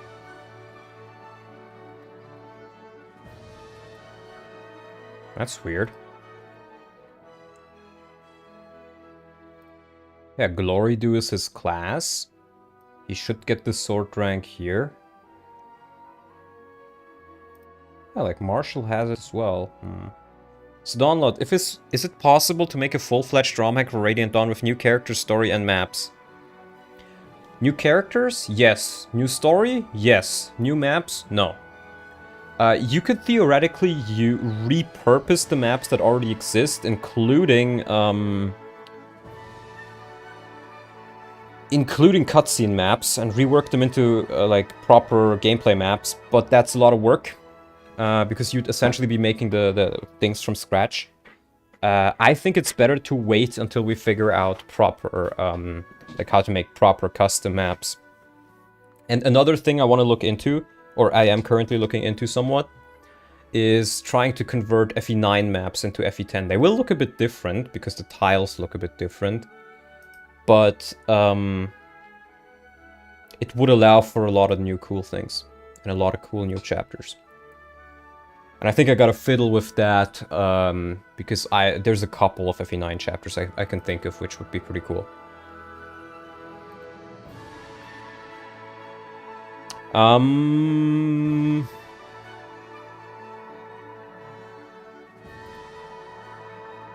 Yeah, I don't know why he doesn't get his sword rank here.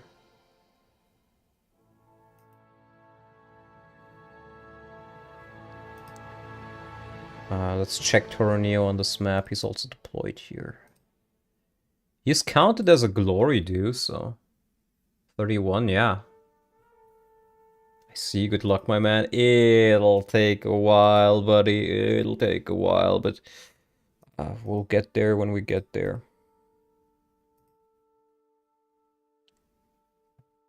Maybe I'll just test it again.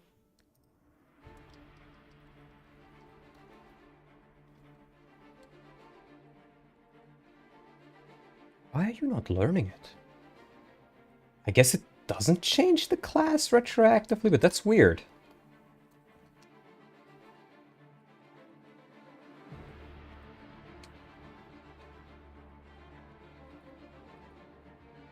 Because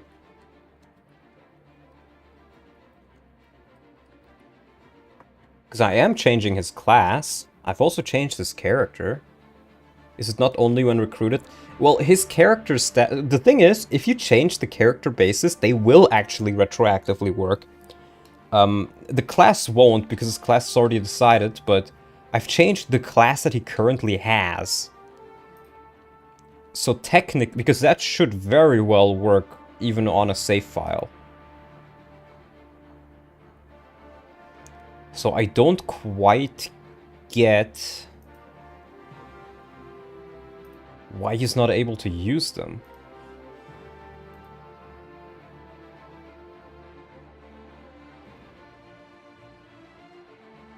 Maybe they only gain the weapon ranks on promotion. Maybe that is the issue.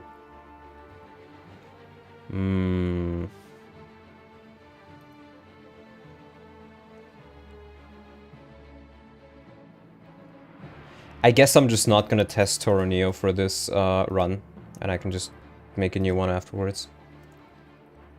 Because I want to do some testing right now. Yeah, we're just not gonna bring Toroneo for the part 1 testing. Let's check. Haveti still doesn't have a support. I don't know if it's just very, very slow, or if I really do need to set something for him. I think I do need to set something. Get Laura, Nolan, Ileana. Or actually, since I'm let's check who I'll bench first. We'll be benching Torneo, and I think I'll still bench Eddie, so...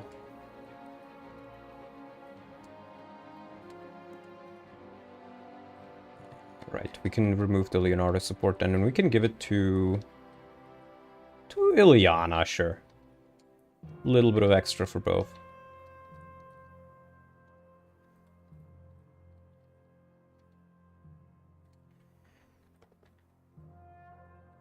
Okay. The market, I don't think... I probably want another heal staff. For Laura, her one is running out pretty badly. And maybe some... I need a hand axe for Nolan, I know that much. I think another hand spear probably can't hurt either. On Brad, maybe? He does have a lot of uses on it. I guess I'll just put it in the storage. And I will get a mend for Laura, I think.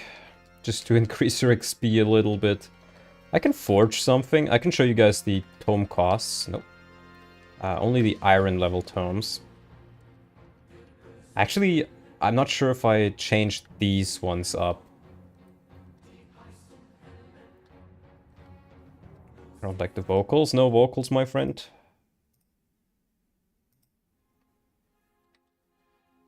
Yeah, I think the cost is lower, but I'm not 100% sure. I do have good weapons there already. We could do maybe a sword for Meg. I should make Dark Tomes forgeable. You know what? Let me take a look at that. Vocals! Yes. I'm fine with vocals if I just listen to it on my own, but I think if you're a viewer and you're looking at it, it might feel a bit... not fun. So, I also wanted to take a look at these supports. You can change this stuff here. You can change how many points you need to get certain supports. How much you get per chapter, how much you get from being adjacent, how much you get from being carried, how much you get from healing, and how much you get from shoving. And I'm not quite sure what the other ones here are. I think in these ones you lose support, and I think the only place where that happens is for Oliver. Can more custom colors be added for forged weapons? Good point, I have no clue. We haven't really fiddled around with the forged system or the forged colors all too much. So, I'm not sure. There is one thing that I'm thinking of right now. Yeah, see these unknown things? Actually, no, I don't think that those are determined. In the Japanese version of FE10, you have a forge point system where if you sell a weapon, you get forge points. But I was thinking maybe the unknown data here is determining that. But I think what is determining it is probably the cost of the weapon. The cost, or like maybe the weight, or some form of that. Okay, but there's nothing interesting in here. Let's check the supports. Yeah, so the game is a bit weird, as you can tell. You do have support lists, but... well... it's just every character can support with everybody, so theoretically, what I would need to do is add a new character, and then add every single other character to his list, and also add him to every other character's list. In other words, taking a lot of time. Now, I'm not sure if you can support without setting this. You probably can. I remember Pederino said he tried to increase the count here and add a new character into the list, and it didn't quite work. He tried to add the Black Knight slot. But I think I probably just need to fiddle around with this more and like in my testing ROM. But I think I can probably make it work. So we're not touching supports for now. Then we check... You've done a lot of things. True. I tried to change the weapons you can forge and the game crashed. Yeah, everything concerning the shop is a bit weird. I'm not 100% sure on that one myself. Shop Data Maniac, that's the one I want to look at. Remember, in the internal files, they're using the Japanese naming scheme, which is, instead of easy, normal, hard, they have normal, hard, maniac. So whenever you want to do something that's hard mode specific, you have to change maniac. Now, I'm technically playing on normal mode, so I need to change the hard ones, since I want the normal mode experience gains, even if I did strengthen the enemies. So, this is how you can change what person gets shown in the shops.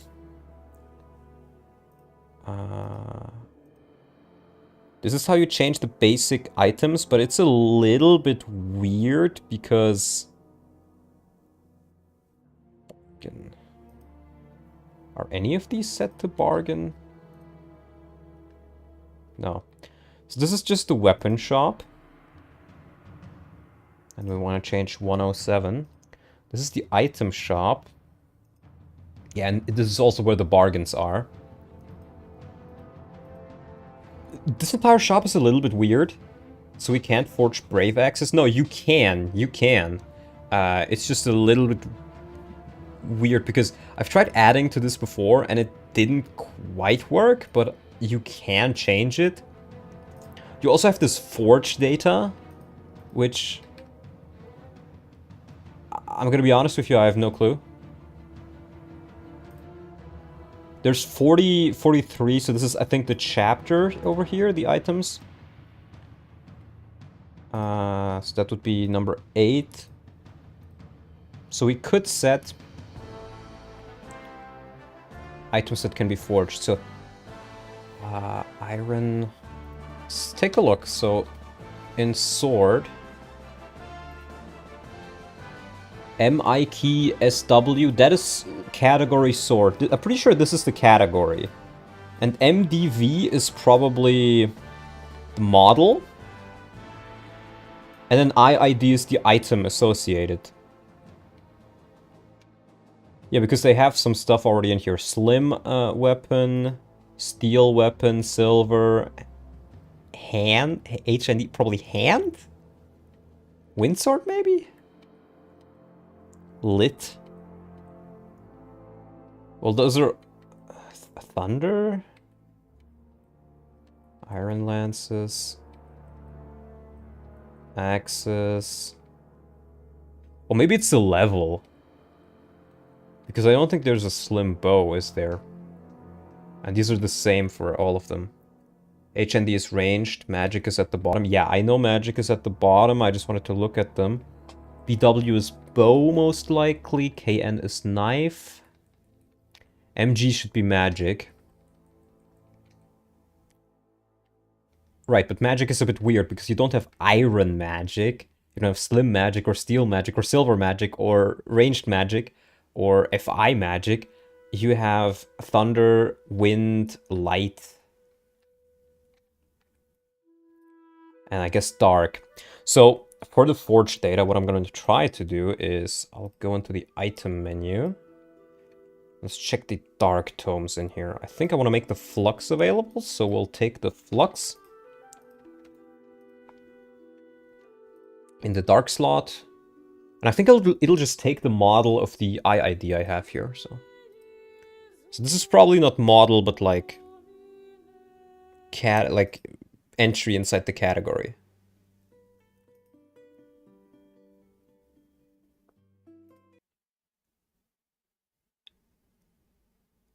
Do the next ones. Some of the songs in EU4 have vocals, others don't.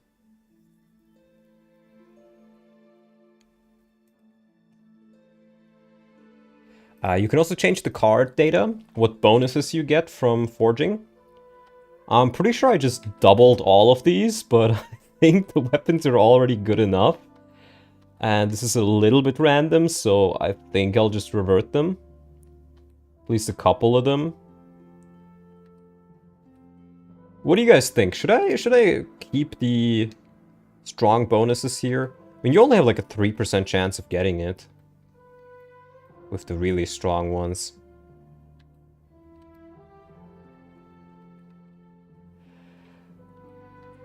Yeah, no, I'll just keep it. But you only have a 20% chance of getting absolutely nothing. Did I see that correctly? I guess so. Add some bonus coins? No.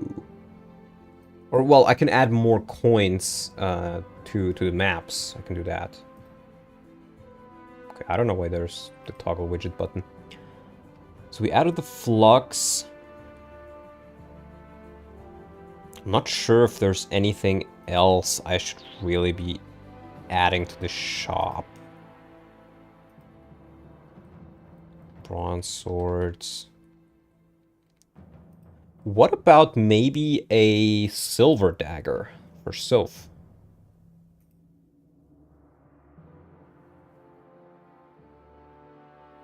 Or maybe just a steel dagger? I think he only has iron daggers at this point.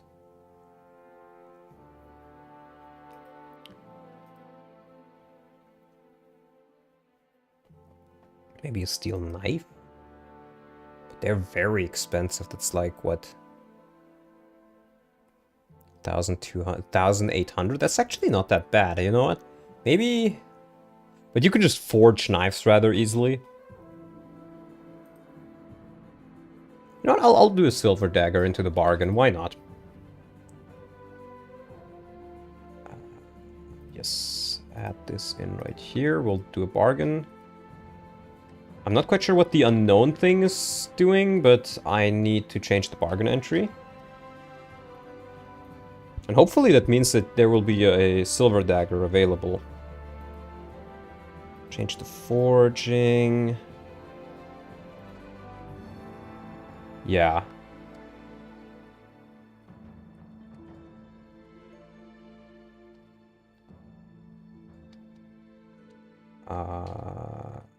Yeah, okay. Then we're gonna save everything up again, and I hope it just works. Maybe I've just been doing it wrong before.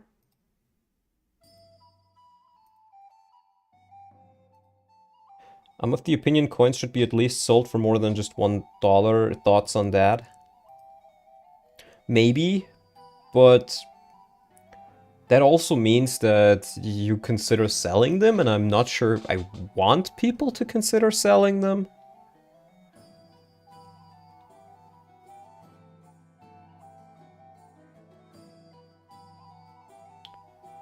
Oh well, I'll think about it. I'll think about it, but I'm not super keen on it so far. Let's check if this worked. Forge. Yeah, it did. Oh, no, it crashes the game.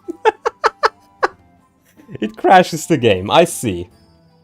I see. It crashes the game.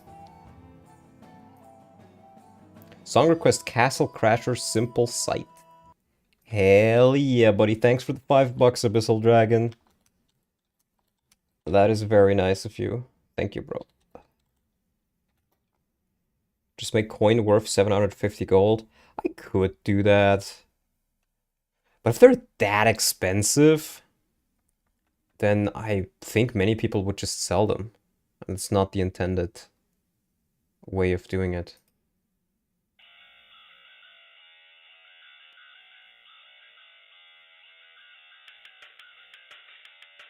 I have a memory of there being an excessive amount of coins last time I played, but I could be wrong. Well, here's the thing. You do get a shitload of coins, but only with Ike, because you transfer all the coins from FE9 over. So they didn't do anything in FE9, if I recall correctly. Rebalance of FE10, did we change Meg's class yet? That's a must. No, but we made her not dog shit.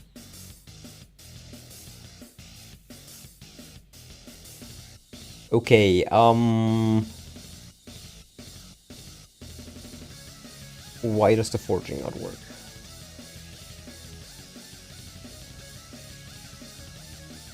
Because it's in here, so... And it does appear in the magic tab.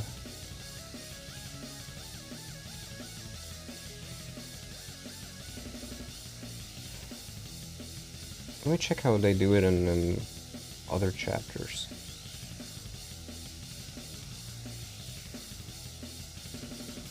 Can you never forge dark in this game?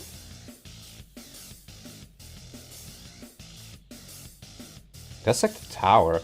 That just feels wrong. Can you really never forge dark tomes in this game?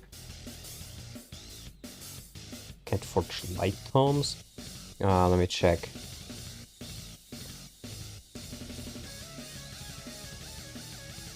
Let's do 34. I guess you never can. Meg was never bad. I don't know what you're talking about, Copium. Meg was better than most people thought because she is pretty much just a better Edward for part 1 in a lot of regards. But after that is where she just becomes totally awful because Meg's caps are horrendous. Eddie gets more crit on promotion and Eddie gets a PRF on promotion. Coin could useful in pure top radiance. You could sell them for 1 gold each. Maybe then Mags wouldn't have ran under 50 gold to open the chest. You can forge light. You can. But why can't you can you really never forge dark? That almost feels like an oversight. Maybe the dark slot is just buggy? Let's check out 8. Because this is where I added it, but if I can't add it to the dark slot, maybe I can add it to the wind slot or to the iron slot.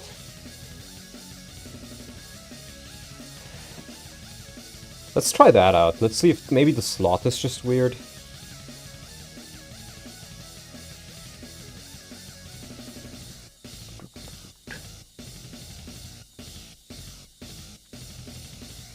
Forge.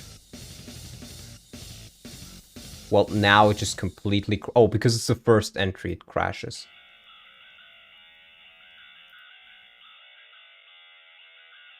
If you change light to L light, it also crashes. It's so weird.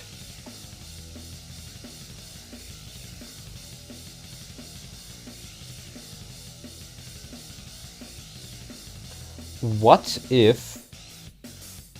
Okay, I have an idea. Maybe we need to edit all of them?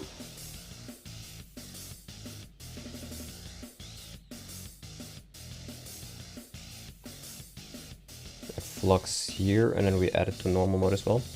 Oh, Abyssal Dragon member for 5 months! Seriously, there's only 5 units in the entire game that can even use Dark Magic? Yeah, it's genuinely insane how Dark Magic gets shafted. I honestly think you weren't intended to get any at all. And then maybe one of the developers was just like, oh, we have Peleus, right? Maybe we can make him recruitable and then you get him as a Dark Mage? Only 2 of them are playable? What other... I guess Sephiron gets Dark Magic?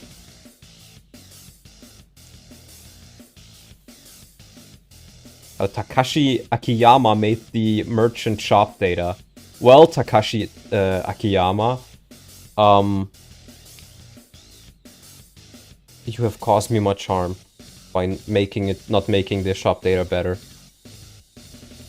Starts with an S rank, yeah. Okay, so we've changed it in all 3 difficulties. Maybe that's what I need to do?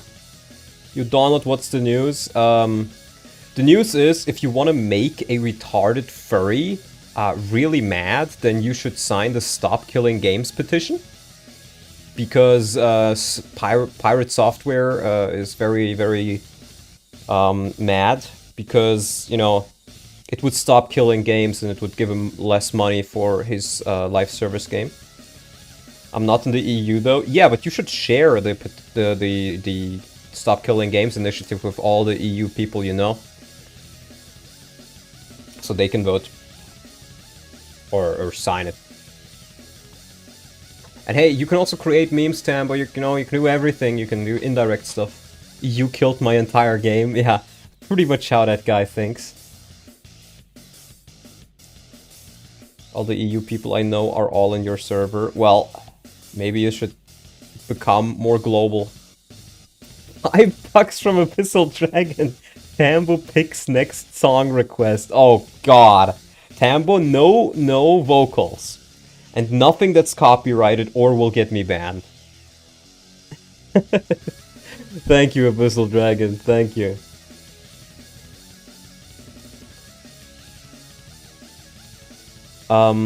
Yeah, let's see if this maybe works if we add it to all of them.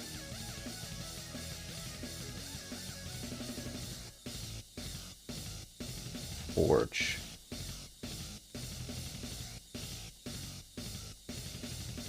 Nope, still crashes. It's called Tren Al Sur. Does it have vocals? Okay, that didn't change it. Maybe?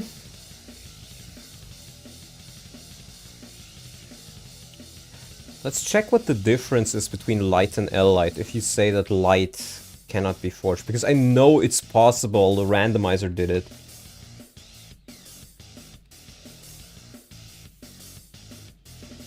I don't think it has anything to do with these values here. Maybe it's got something to do with the 3D model.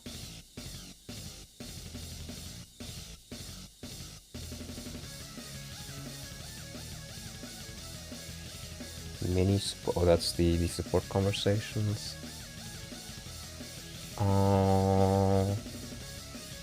Battle weapons. Let's check it out. Light and L-light. No, I mean the model looks pretty much the same as well.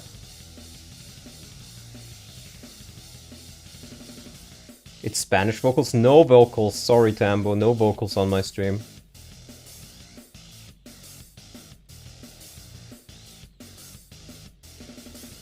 I'm not sure why it's not working. It doesn't seem to have anything to do with the vocals, with the model either.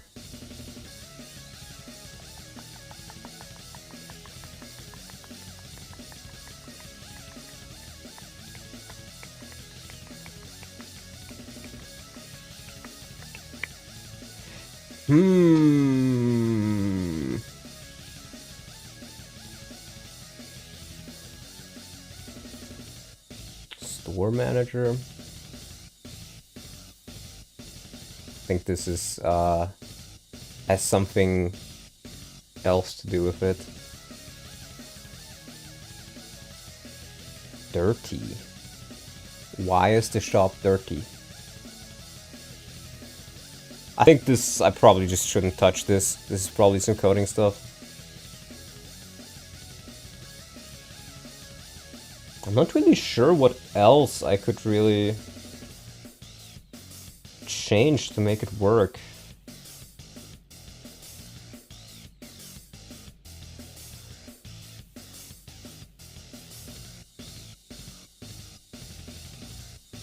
What if we change the light to be a dark tone?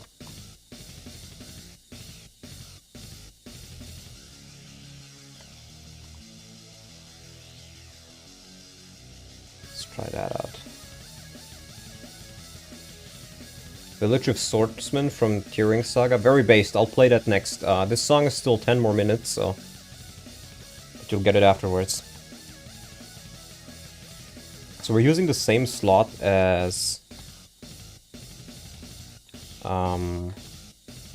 It's light now. It still crashes.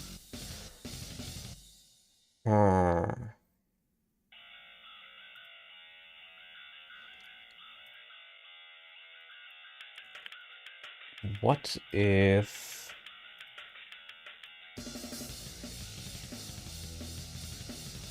swap those in. What if we just swap out Thunder and Light? Theoretically, it should still work, right? Both of them are things that normally work if they're in the correct slot. Because this would essentially tell me if I need to declare the models or the items specifically. Yeah, see, it works if I just swap them out, which leads me to believe that I probably need to add the item ID into some place to make it workable in this.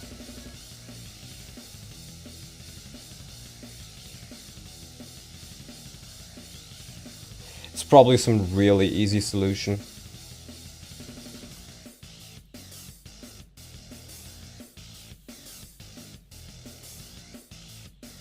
Wait, that's wrong.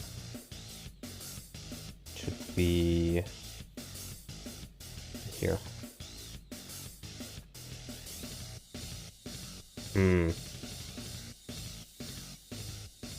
Maybe it needs to be available to buy? That could maybe work. Let's try that, I guess. IID Flux. It's not a bargain, there's no unknown data for it.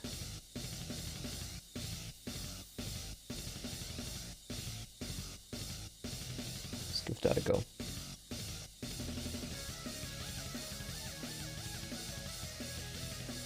So we check the armory. And we can't just buy the Flux Tome, it's hilariously overpriced, what the fuck? I definitely need to change the price on that. This used to be a worm tome, so...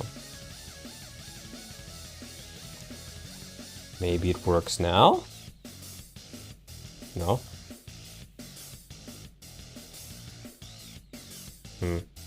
What display manager are you using in Linux? Using Pop! OS. Just whatever Pop! OS comes with. Like, I don't know. You tell me what manager this is. Do not redeem the evil ref magic. Pat, do you know how I can change what items are forgeable? Because I've been trying to get Flux Tomes to be forgeable. But I can't really figure it out, because if you just, like, hover over it, it crashes the game. Like, you can swap these around. I could swap Light and Thunder. Custom items? No, not a custom... yes, a custom item. But not just a custom item. Even if I try putting in L-Light, for example, it also crashes. Donald, I'm trying to move out so I can goon all fucking day. How much do you pay for rent? I pay 480 bucks in rent. And then like 110 bucks. That's why I swapped Flux and Worm. But L-Light doesn't work either, and Flux is never in any... like, Flux is never forgeable.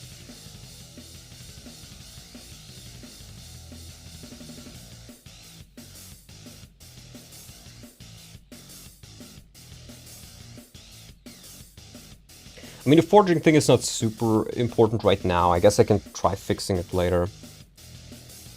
It's probably declared in some table. Just place the worm ID in.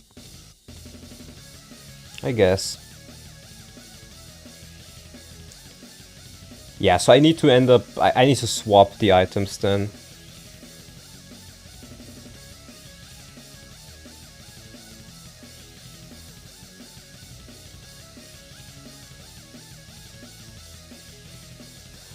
Ay, ay, ay, ay, ay, ay, ay. Okay. In the CMU, Flux ID is actually Worm, and Worm ID is Flux. Actual, peak. Or not. Let's do, like, 30? It's like, what, 900?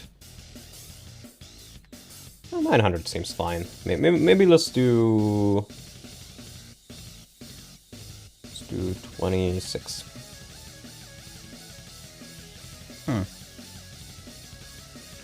Yeah, I guess I'll just fiddle with the forging stuff afterwards then. It's not super important, it was just something that I had in mind. In that case, let's save. Balance. And I think we can now test the chapter.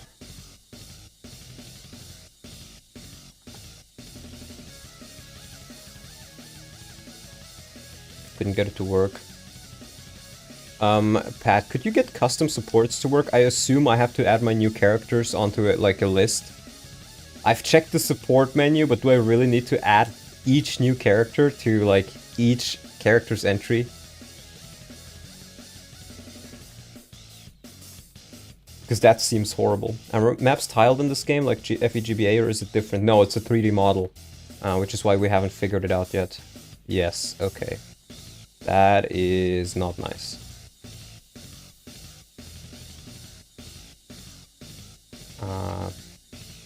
But yeah, we can get a silver dagger for Soph. I don't know why silver daggers are so cheap. I don't think it should be as cheap as a card. I think I'm gonna bump that up just a little bit.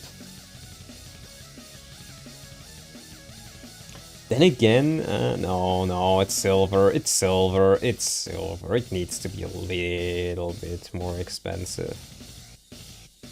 72. Gotta put the character in for every character. Also, count needs to be correctly stated for every character. I'm not 100% sure if it works from there. Is the tile data editable, like differentiating a field from a wall? Yes, that is editable, only gameplay-wise. I'm currently fiddling with the map stuff, though. Any edit I did crash the save file of Mangs. Okay. Well, maybe I can do some testing then, on my testing run. Because I would like them to have supports. Like, to add them to the buddy support system. New saves are fine. Oh. Okay.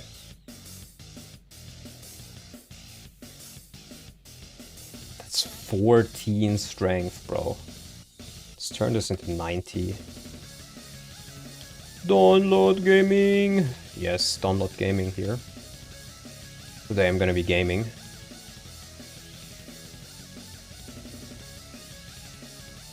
I'm also gonna need some help with checking what the gauge of a unit is, the Laguz gauge. Because they don't untransform at 0. Can't wait for the download FE10 assembly guide. Well, I've made a little bit of a guide for using Ghidra before in one of my streams. So you can, I guess, look at that. You mean for the script? Yes, for the scripting. You can, yeah, how do I check the gauge? Because I already have the... Let me grab it for you. I already have the check that checks from the CMU. That checks and sets the unit gauge to 30. If you can, yeah, like, essentially I want it to go through every playable unit like here. And if their gauge is at 0, they untransform.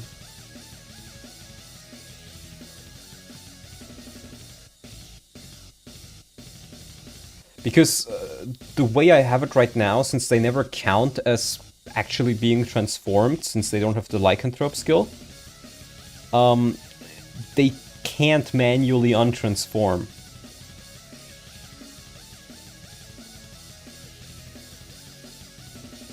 Should be possible. FE10 hacking sounds cool, but right now I'm already working on a project that would remove the need for me to make a ROM hack at all. Based. Has Veluca Link class? Yes, yes he does. He can... The thing is, he starts untransformed with 30 gauge, but then you can transform him, you just can't untransform him.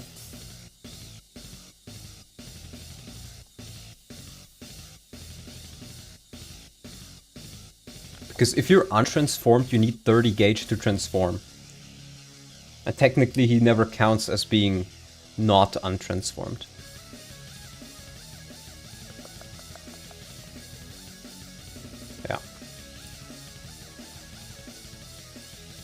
for linked. Well, yeah, they're linked in the transform ID. I don't think they need to be linked in the promotion, do they? Yeah. They're linked just the same as they are here.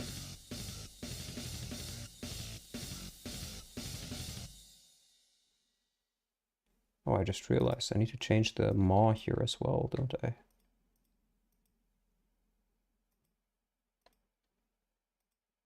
It doesn't actually matter.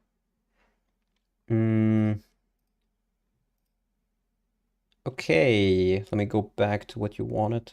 Tambo, Tier S, Village of Swordsmen. During Saga, Village of Swordsmen.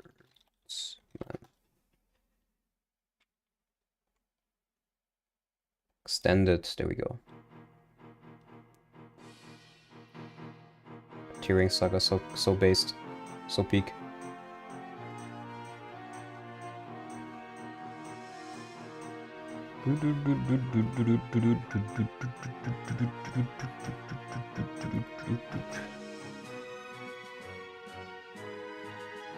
Let's get Nolan his promo.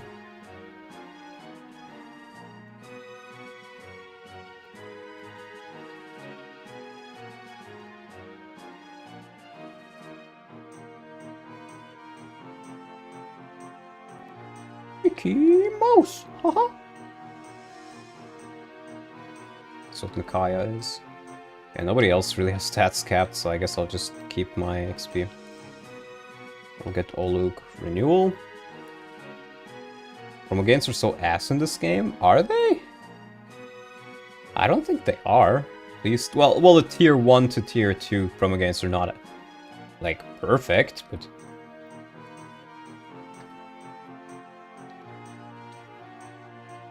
Yeah, and I don't need Beast Buster on anybody. I could promote somebody else, actually. Maybe I just promote Ilyana? You know what? Let's do that, because then I don't need to use the Martial scroll. I think, because she gains more weapon rank. 2 to 3 are pretty good, yeah.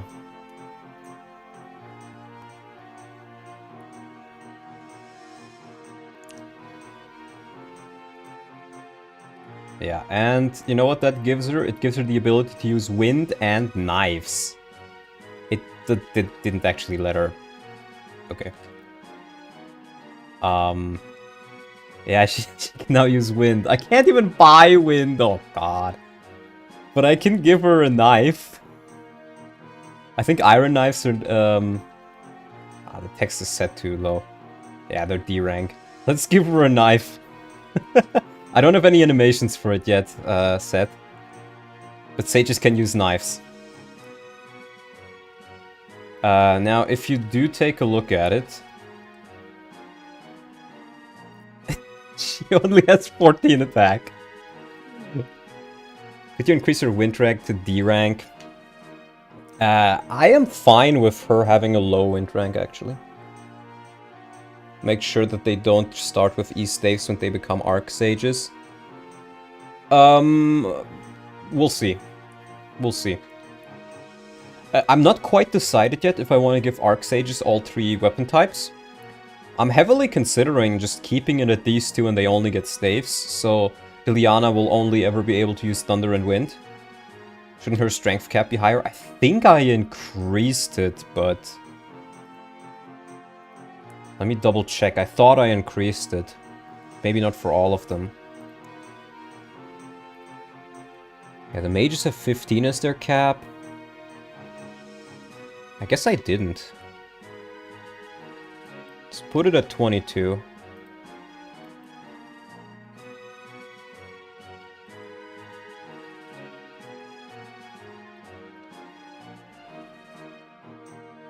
I guess Light Sages don't need it, since it's only Micaiah. Dark Sage... Dark Sage doesn't really need it, I'll just put it at 20, because it's pretty much only Peleus. These guys already have their caps. Yeah. And then we can do like... let's just do 30 for the tier 3. If you really want to be using knives on your sages, sure. We have Shaman, that's Micaiah 3. Caesar is Sanaki. Druid. These never really get to use their strength. And Izuka is relatively weak. What skill has a transformed Laguz as a pointer? You mentioned you didn't give them Lycanthrope. They don't have any. I guess you can use... no, they do have a custom one, actually. Let me show you. They have Final Boss. SID Final Boss. You just need to make sure you're only checking player characters, so you don't check for Ashera.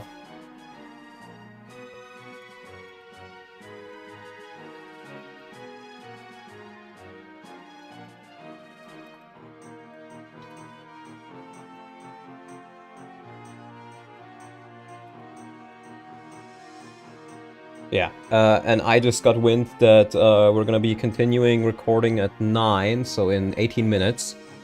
So I'm probably gonna end the stream in 8 minutes. To have a little bit of a break between the next recording of Iron Emblem. But yeah, they're checking SID Final Boss. Oh, Pat sent it to me. Oh. Check Animalize. The thing is, they always have Animalize. Wouldn't that technically make them transform? Oh, you changed it. Oh, sorry. Can hop on a call. I only have like 8 minutes left. I understand it, I think. Let's go through it right here. Because it's mostly the same. This if statement ain't working.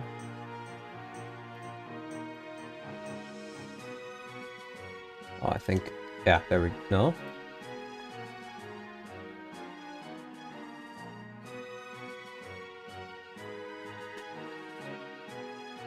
Yeah, it doesn't recognize that if statement.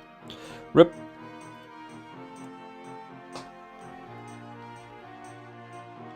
One line. Oh, okay. Oh, you're right. Yeah. Yeah, I gotta learn C to properly do this stuff. It's pretty much the same thing. It just tests. It just checks for SID Final Boss instead, and then unit get. It gets the gauge value for the unit, and then it focuses and transforms it. Okay. It's mostly the same as this one. Wouldn't this need to be checked every turn, though? Or is 0x7 checked every turn? Checks after every character action. Okay. Wouldn't it be... oh, right, because they... well, actually, I don't even need it to check every character action, because... because they don't get their gauge reduced outside of turns. But I can just keep it like this for now. Wait, we don't have to do assembly for FE10, we can do C only for the scripting of events. Only for the scripting of events, and technically for skills as well. But for more like in-depth stuff, like map stuff, you have to do assembly. Event turn after, yeah, it's 0, 0, 0. I figured. Can be used then, checks every turn then. Alright.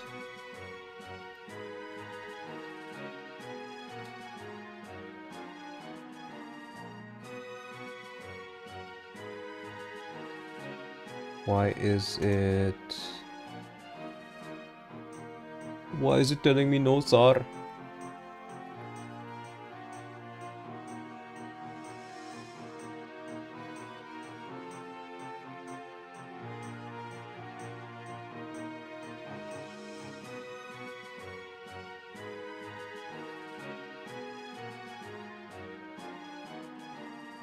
Huh?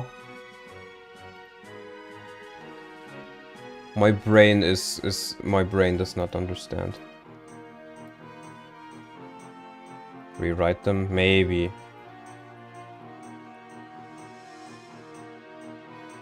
Yeah, there's like invisible things there. Yeah, now it works, now it works. There was some invisible... Yeah, copy-pasting is a bit faulty. Yeah, I copy-pasted it from YouTube. I think there's probably some hidden data there that I also copy-pasted. Okay, but this should theoretically work then.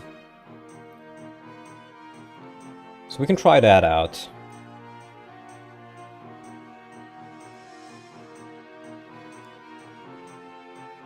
Right, we have changed this, and I think I want to add wind to the shop as well. So let's do that. I think I closed the shop data up. Let's do hard. Might need some tweaks. Yeah, well, I'll fiddle around with it. I only have like 3 minutes left, so...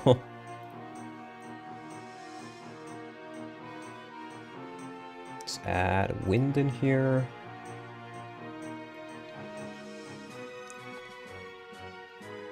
I think Elwind is D rank, but you could promote her to D rank if you really wanted to by this point, so... Or, you know, maybe use the scroll on her.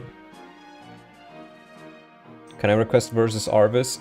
I'm gonna end the stream before that, because we're gonna be recording with Mangs in 13 minutes, and I want 10 minutes of break time for hopping in the new recording.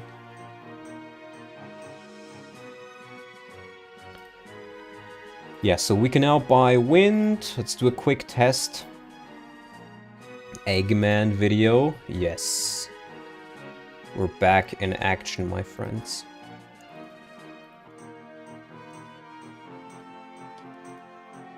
Iron Emblem, indeed, indeed. Let's check if it's in. Yes, wind is in. Flux is in. Flux is also less expensive. Let's check. It's actually less expensive than... I guess the price should just be 30 then. Yeah, it's about as costly as wind, but wind has more uses, so I'll keep it at 30. Because... yeah. I'll keep it at 30 for now.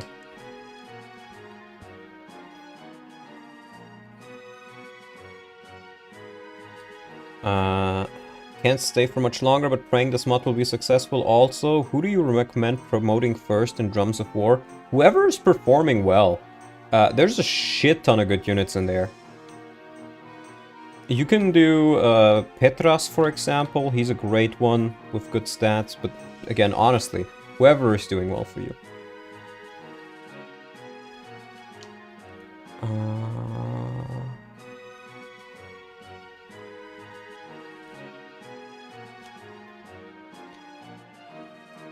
Yeah, let's just see if... Yeah, but look. So this is also weird. He untransforms at the start of the map. And then I shift him. And he can shift, right? But he can't unshift. So let's just do this. But thanks for the $5, Kirk. That's great, thank you. Iron Emblem tomorrow, I hope? No, not that much, maybe. Yeah, the rest of these characters don't matter. Let's just try to scroll through this real quick and see if we can't...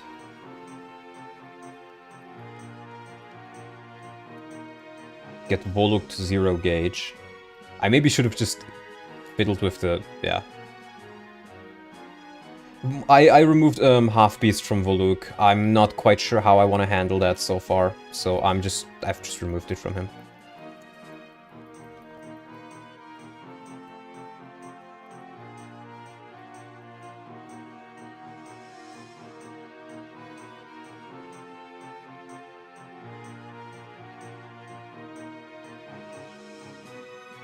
There we go.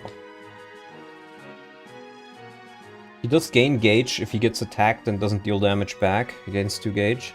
Meg is dead, yes. I think it's basically this, that he comes as a transformed wolf on the map. Okay. I see. Yeah, you're just a rogue you're gonna have to fight. Let's just make sure that Voluk and Micaiah can't die.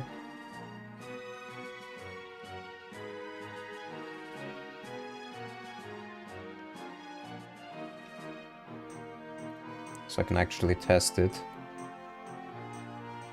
Need to fix something before we could record Iron Emblem download. You can go on for a little longer. Okay, just tell me when you're done then.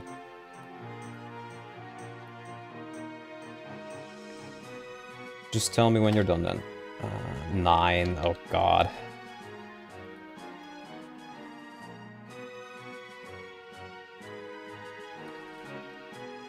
Oh Luke, I need you to actually survive here.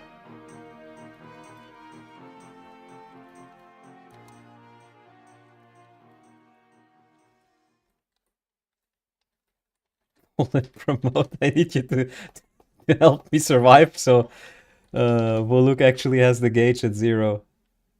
This chapter ain't joking around. Well, if you do nothing, then yeah. I'm gonna have to see how easy it is. Comlin? No, sire. No, sire. I still haven't fixed my animation stuff. No, he stole my herb!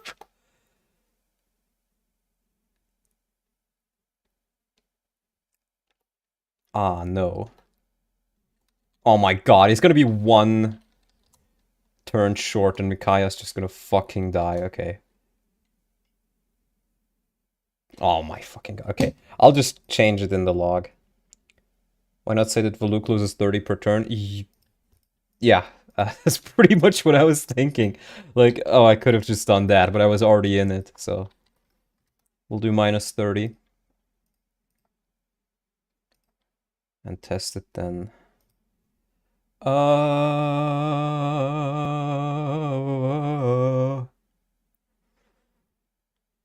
The northern continent. Let's just do TRS music. Save.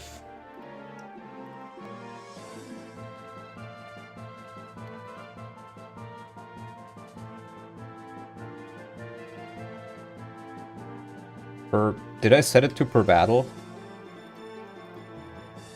No, per turn. So technically he should go to 0 now.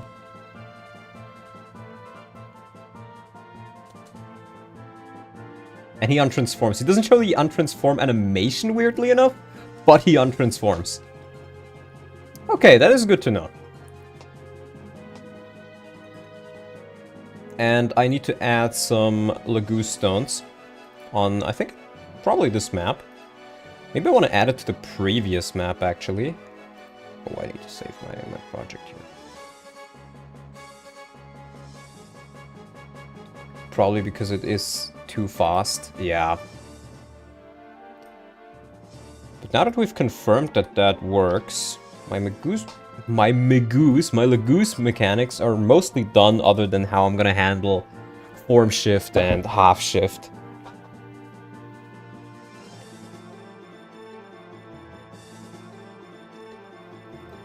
I'm gonna have to do some fiddling with half shift. I think I essentially need to make, if I really want to be proper, I would need to make a half shift version of every single strike weapon that determines stuff.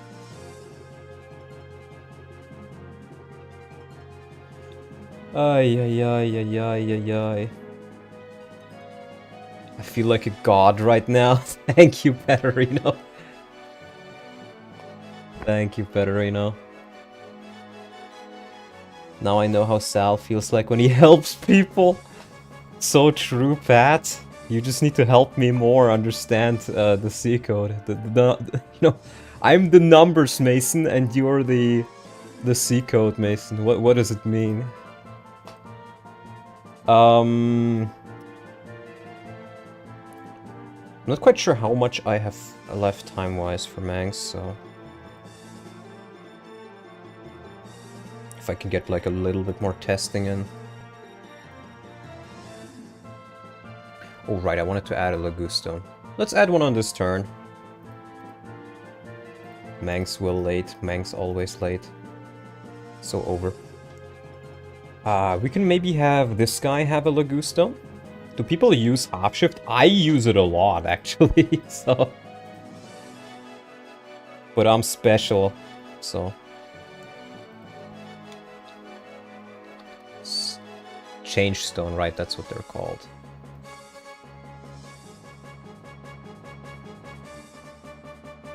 Let's make these cheaper. Let's just make them 1,000 per use.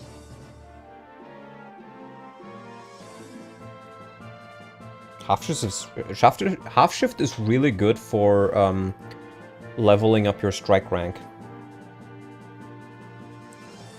Right, and I think we just give this guy a droppable one-use Laguz stone.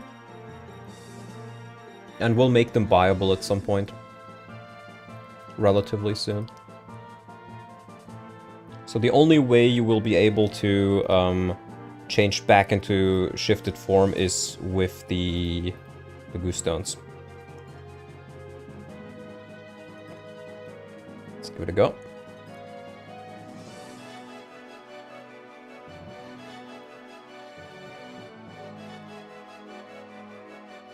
Blaze and Leonardo.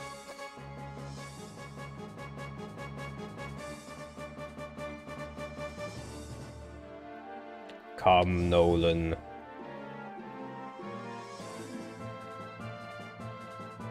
I've also been thinking of how I can possibly integrate more enemy Laguz on the maps. Maybe just like having... well, wolves, and we'll just call them dogs, and maybe change their model or their texture a bit. And they can just be like rabbit hounds. That could work.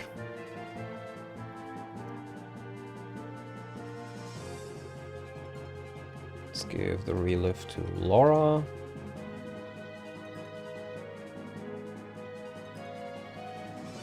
And I gotta buy a knife for our queen, Liliana, at least. Or, well, not our queen, but Uth's queen.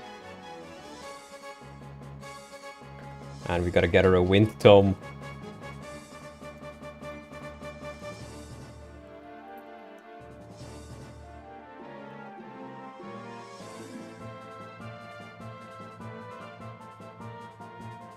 Actual feral ones. Either actual feral ones or literally just like warhounds, like actual animals. I'm not quite sure, but I think fighting Laguz can be pretty fun, so... Might as well, right? And, you know what? Let's give her the energy drop. She's great, yeah, I messed up the animation files, don't worry about it.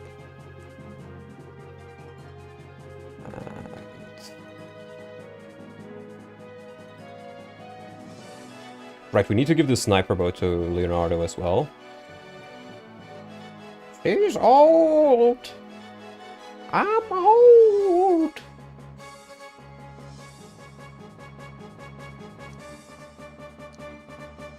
Shine barrier, you don't need that. Take the silver dagger. And Ziar can have the silver sword, actually. There we go.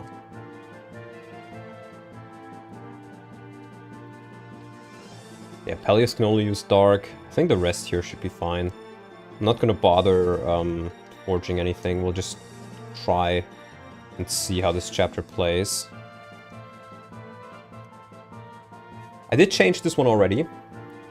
Meg with the bright blade, you truly program your fantasies. No, but she's gonna be able to marry Zihark if you get them in A support at a certain point. I think that's pretty good.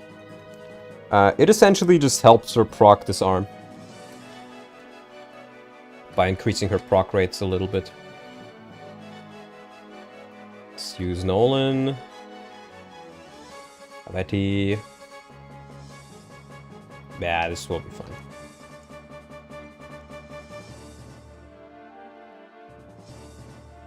Yeah, these guys are reasonably strong.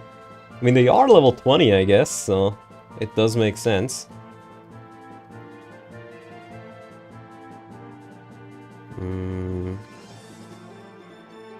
Let's maybe use Zhark here with the Wind Sword. He does have weapon triangle advantage.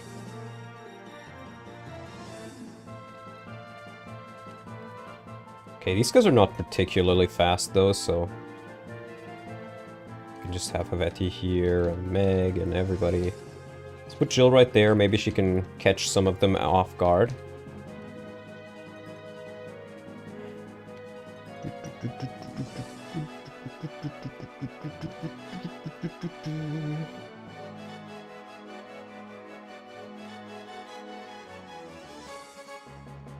Alright. Ay ay ay. Oh god, I think CR could probably have died there. Yeah, these I guess the enemies are a little bit stronger here. Just a tad bit. Let's see. Knife Ileana! Paterino gets next song request. Paterino, tell us what you want, what you really want. Why the fuck does Wind have more might than... Was this always the case? That's fucked up, bro. No vocals, Paterino, that is my rule. No vocals. Thank you, Abyssal Man. That's very nice of you.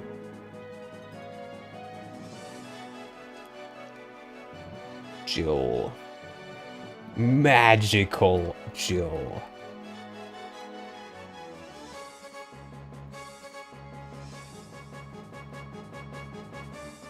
It's a little bit much experience, actually. He does count as higher, so tier 2. Weird.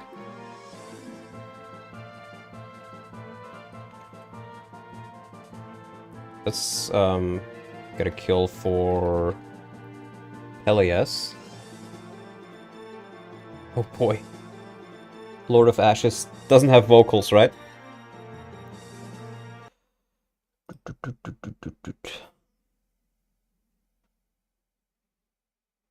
Lord of Ashes from Lappy.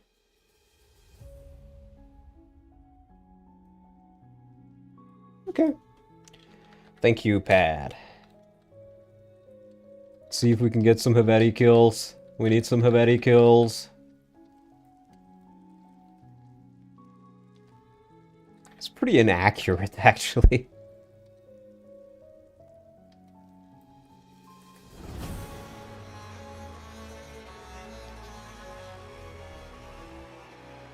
Let's heal you up. Or,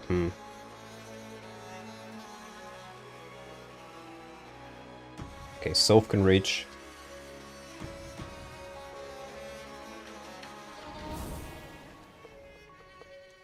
Nice, more strength. Ay. With 1 HP. 1 HP is not nice.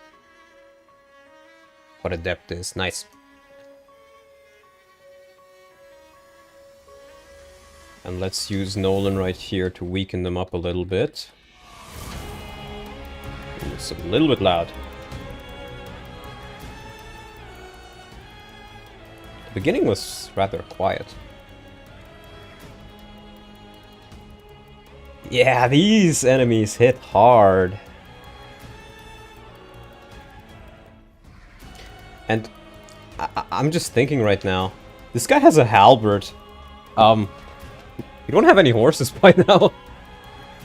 I guess it's purely for... Wait. I don't think I changed it to be effective against horses. Oops. Wait. Did I just change the hammer wrongly?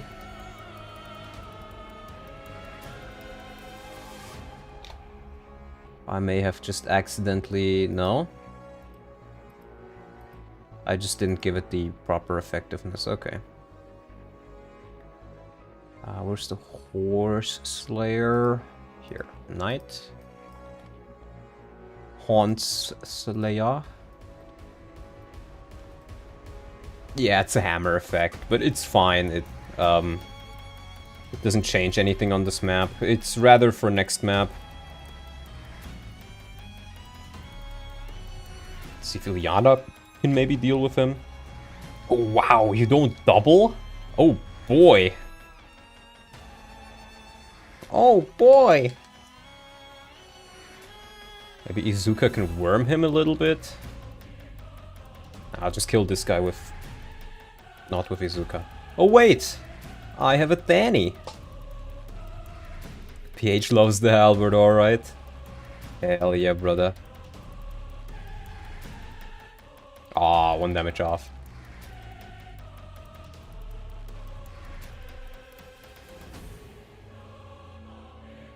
Steel sword, nice. Micaiah does take a round of combat. So that's rather nice. There we go. Can we get the halberd? My boy. Bowgun! Oh, Leonardo is now a good unit. And a unit so good that even casuals can use him now. He was obviously already good if you had brain cells.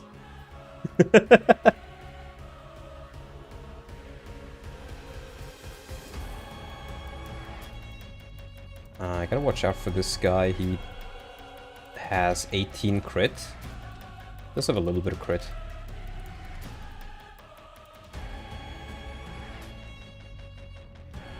Unit equals bowgun. Well, it's not just the bowgun. You also get the sniper bow for shooting up ledges, and you get a longbow with more hit. And his bases are also a little bit better. He's just generally more solid across the board. I haven't changed Z-Hark at all, so I think. Ooh.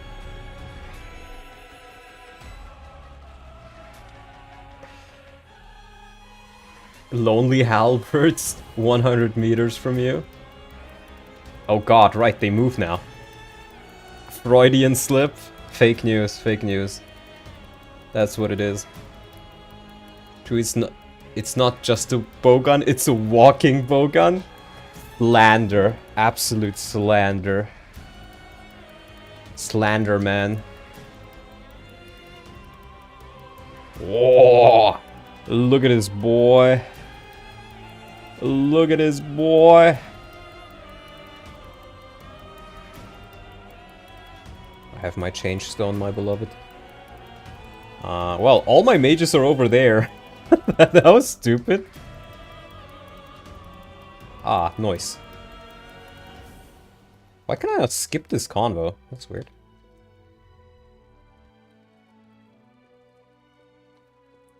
I may have found myself to be in a bit of a pickle, akin to a certain character, known as Richard.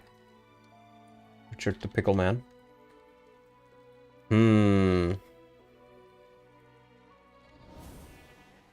Jeez. Okay, move into the forest and chug a vulnerary. Nolan!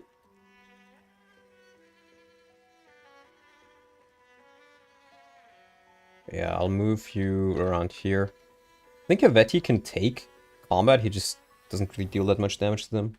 Change Stone and Kill Sword, that's what they're called internally, and that's what I'm gonna use for them because it's more fun. Oh, that's Sabaton Templars. Oh god, yeah, the autoplay started playing. Thank god I noticed that. I think that would have gotten me copyright striked. Huh. Pretty alright song. Let's get Smelly as a kill. Sabaton is pretty awesome, but you know, it'll get me fucking copyright striked. Oh boy, I actually do damage. Such good music though, true. Oh, Volug. Oh, Volug. Oh, Soph. Oh, Soph. Okay, I don't think anybody could have died there. YouTube is horrible with copyright. Yeah, it really is. I can use my worm here to deal a good amount of damage. I think I will. Worming myself to victory.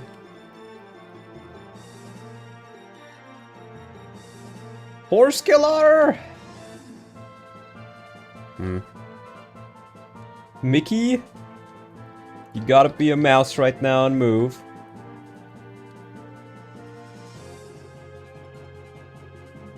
That's a double bow. Yeah, you get Mr. Stiletto right here, who is effective against armor. This guy's pretty scary for Torneo. Since Torneo is a bit weaker. And these guys are essentially telling you to get the fuck out of here. I think I'll have to... Ooh, I'll have to rescue him somehow. I horribly mismanaged my units here.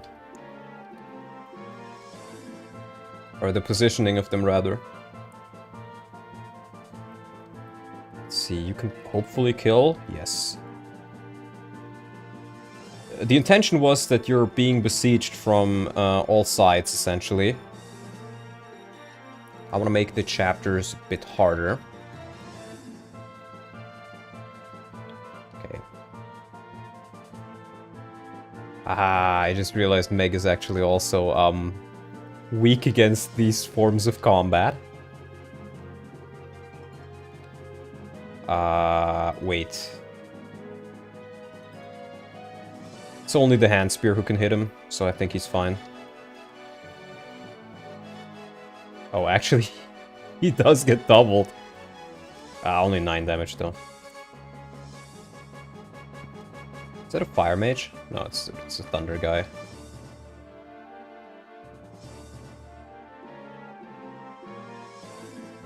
I guess technically Voluk counts as level... No, it's not level 13. Tier 2 though. I don't know, buddy. You take that? You do. Sure, kill him. Receive the martial art. Yeah, send the martial art to the crib. Bet he can stay there. No, why vulnerary? How hard do you intend to make 3-6 if the guys are already level 20? Well, they're level 20 tier 1. We'll see. We'll see. That's the short form of it. We'll get there when we get there.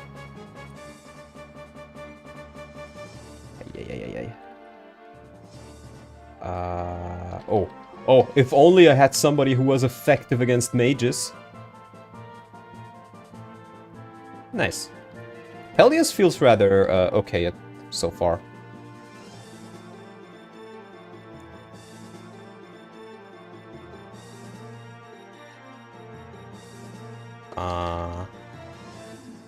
Meg. No! Oh, she can kill. Exact damage. Let's go, Meggers.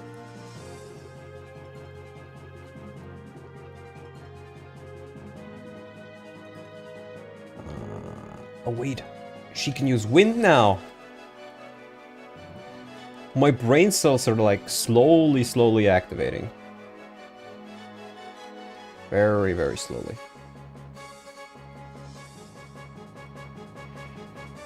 Leonardo still does more damage with the bowgun so far, but not for much longer.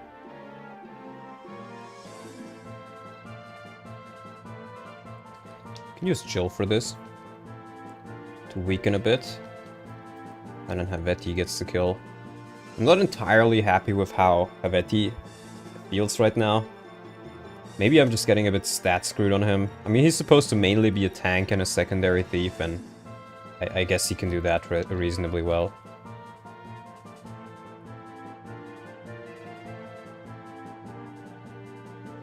I'm not sure if Ilyana can even reach there. No, I think even if I shove her.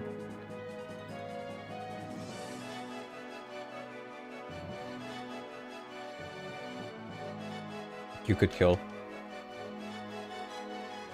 Yeah, let's do that.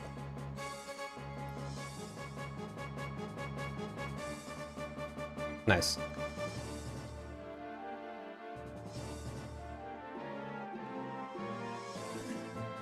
Knife usage?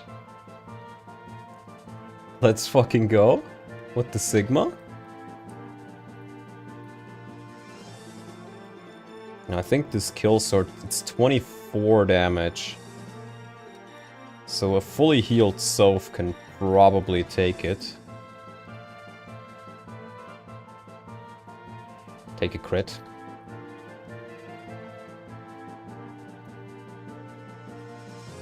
Okay. Laura is actually getting reasonably good experience by now. Hand spears. Let's get Mr. Bowgun in on that. Let's see if Soph can actually deal with that. These guys also count as mages, right? Yeah, but he doesn't have weapon triangle advantage, so it doesn't do all that much for him, unfortunately.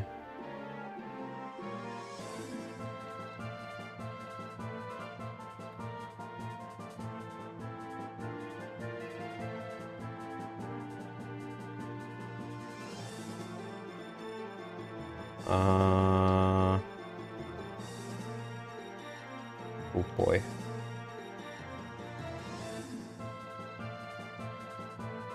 Wait, I can use the Change Stone? Will it just untransform me?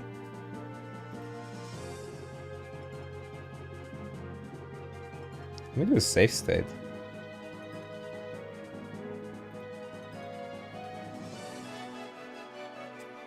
Just untransforms you! It doesn't give you gauge! Oh god. The more I work with this, the more hurdles I have to overcome.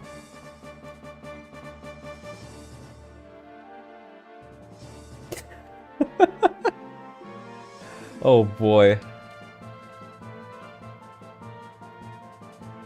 Oh boy.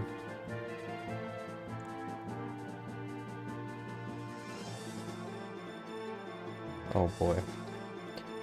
I'll have to figure out a solution for that. Okay. Oh, they're just going for Nolan, really. But technically, if I use the Change Stone now... Oh, it transforms him, but it doesn't give him 30 gauge. Because he technically can transform at 0 gauge. Huh. I definitely need to do some more fiddling with that.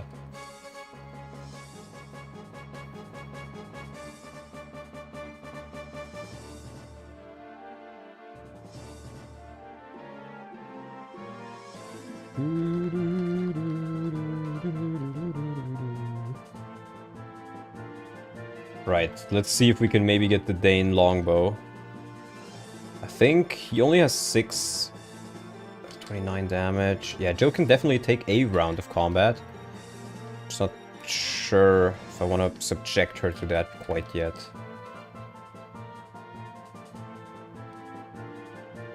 Sure, you can attack. Wait. Aw, shit.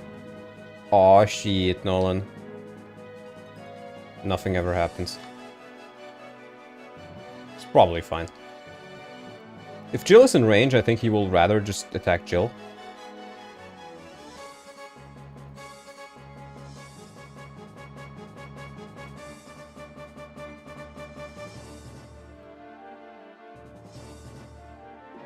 Or Voluk, yeah.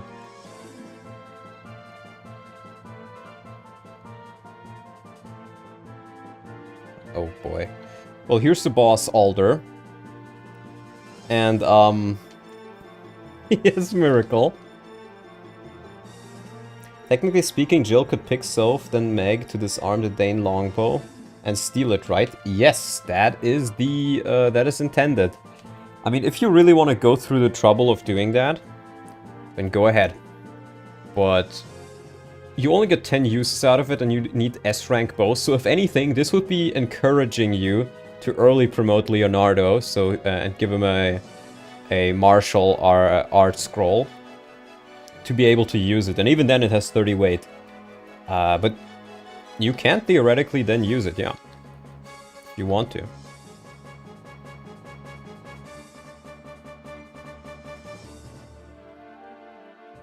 If you want to.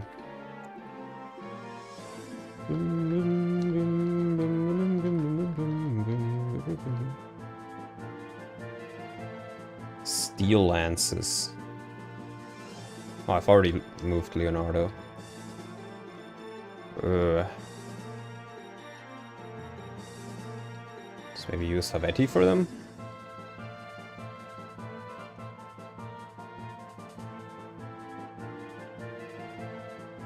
And maybe a little bit of Meg.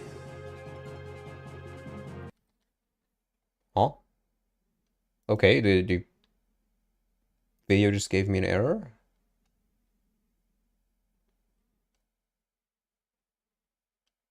Isn't there like a funny killer version of the crossbow too? Yes. No, there isn't.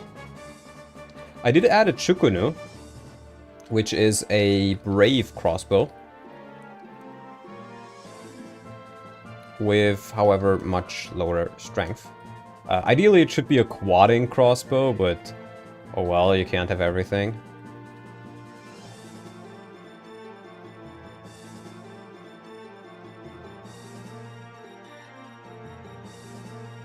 Nice. Oh right, Nolan has Nihil.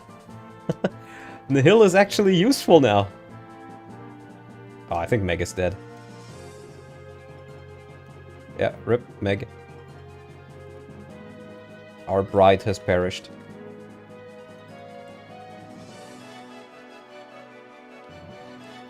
Let's see if Mickey can get it. Miracle! Oh, capped strength. Capped magic, I mean. Nice. Miracle. Oh, you get cancelled. Yeah, his defense is not super high, but, you know, that's the running gag. Your bride? No. Fake, fake, fake. Very fake news. Yeah, I haven't changed this chapter yet. I think I'll probably just stop it here, though. I'm a little bit tired. I've only eaten, like, a yogurt today for my meal. Well, maybe I'll grab something else to eat before recording with Mangs. But I think I have a pretty good gist. I need to figure out the wolf thing more with the change stones, because it transforms him, but he technically never counts as lycanthrope, so it doesn't increase his rank. I don't know. I guess I could have it where if on the map you transform into, like after the first turn, if you transform, then your gauge gets set to 30? I'm not sure. Time to rewatch Whole Iron Emblem for a third time? Oh god. I've already changed this one as well. As you can see, I may change the Rambega lance a little bit more. I think it might be a little bit too powerful, but Fiona is actually a real unit that exists now. She's still not perfect or not like super good, but these stats are like workable. I may even need to buff her a little bit more. And Labyrinthine, since he comes with Paragon, he gives you one. So at Pidorland? No. I will not add the Pidor lance. Honestly, this guy could probably use a slightly higher stats, but my idea was just, you know, he has Paragon in his inventory. So I might as well give him the Paragon skill and then just, you know, make him super high level, because he's old. Yeah, and you have a couple of commanders right here. Red Gem. Hellfires. Other than that, the map has not changed too much.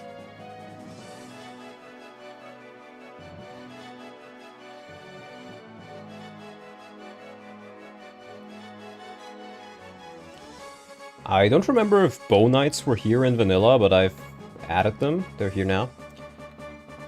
But yeah, you'll probably see this chapter next stream. We'll see. Maybe I'll do another, like, bit of work tomorrow or something like that. Or maybe the days after. We'll see. But I think I'll call it a day here. It was, you know, a little stream. Almost 4 hours. That's honestly fine with me. So I want to thank you guys for watching. I want to thank you guys for the donations. They really do help me out a lot. And I'll see you guys next time. I'll try to play Rebellion Saga this week as well. I just need to be in the right mindset for it to make sure I actually have a chance of winning. Fun recording. Thank you for the help, Pat. Bye-bye.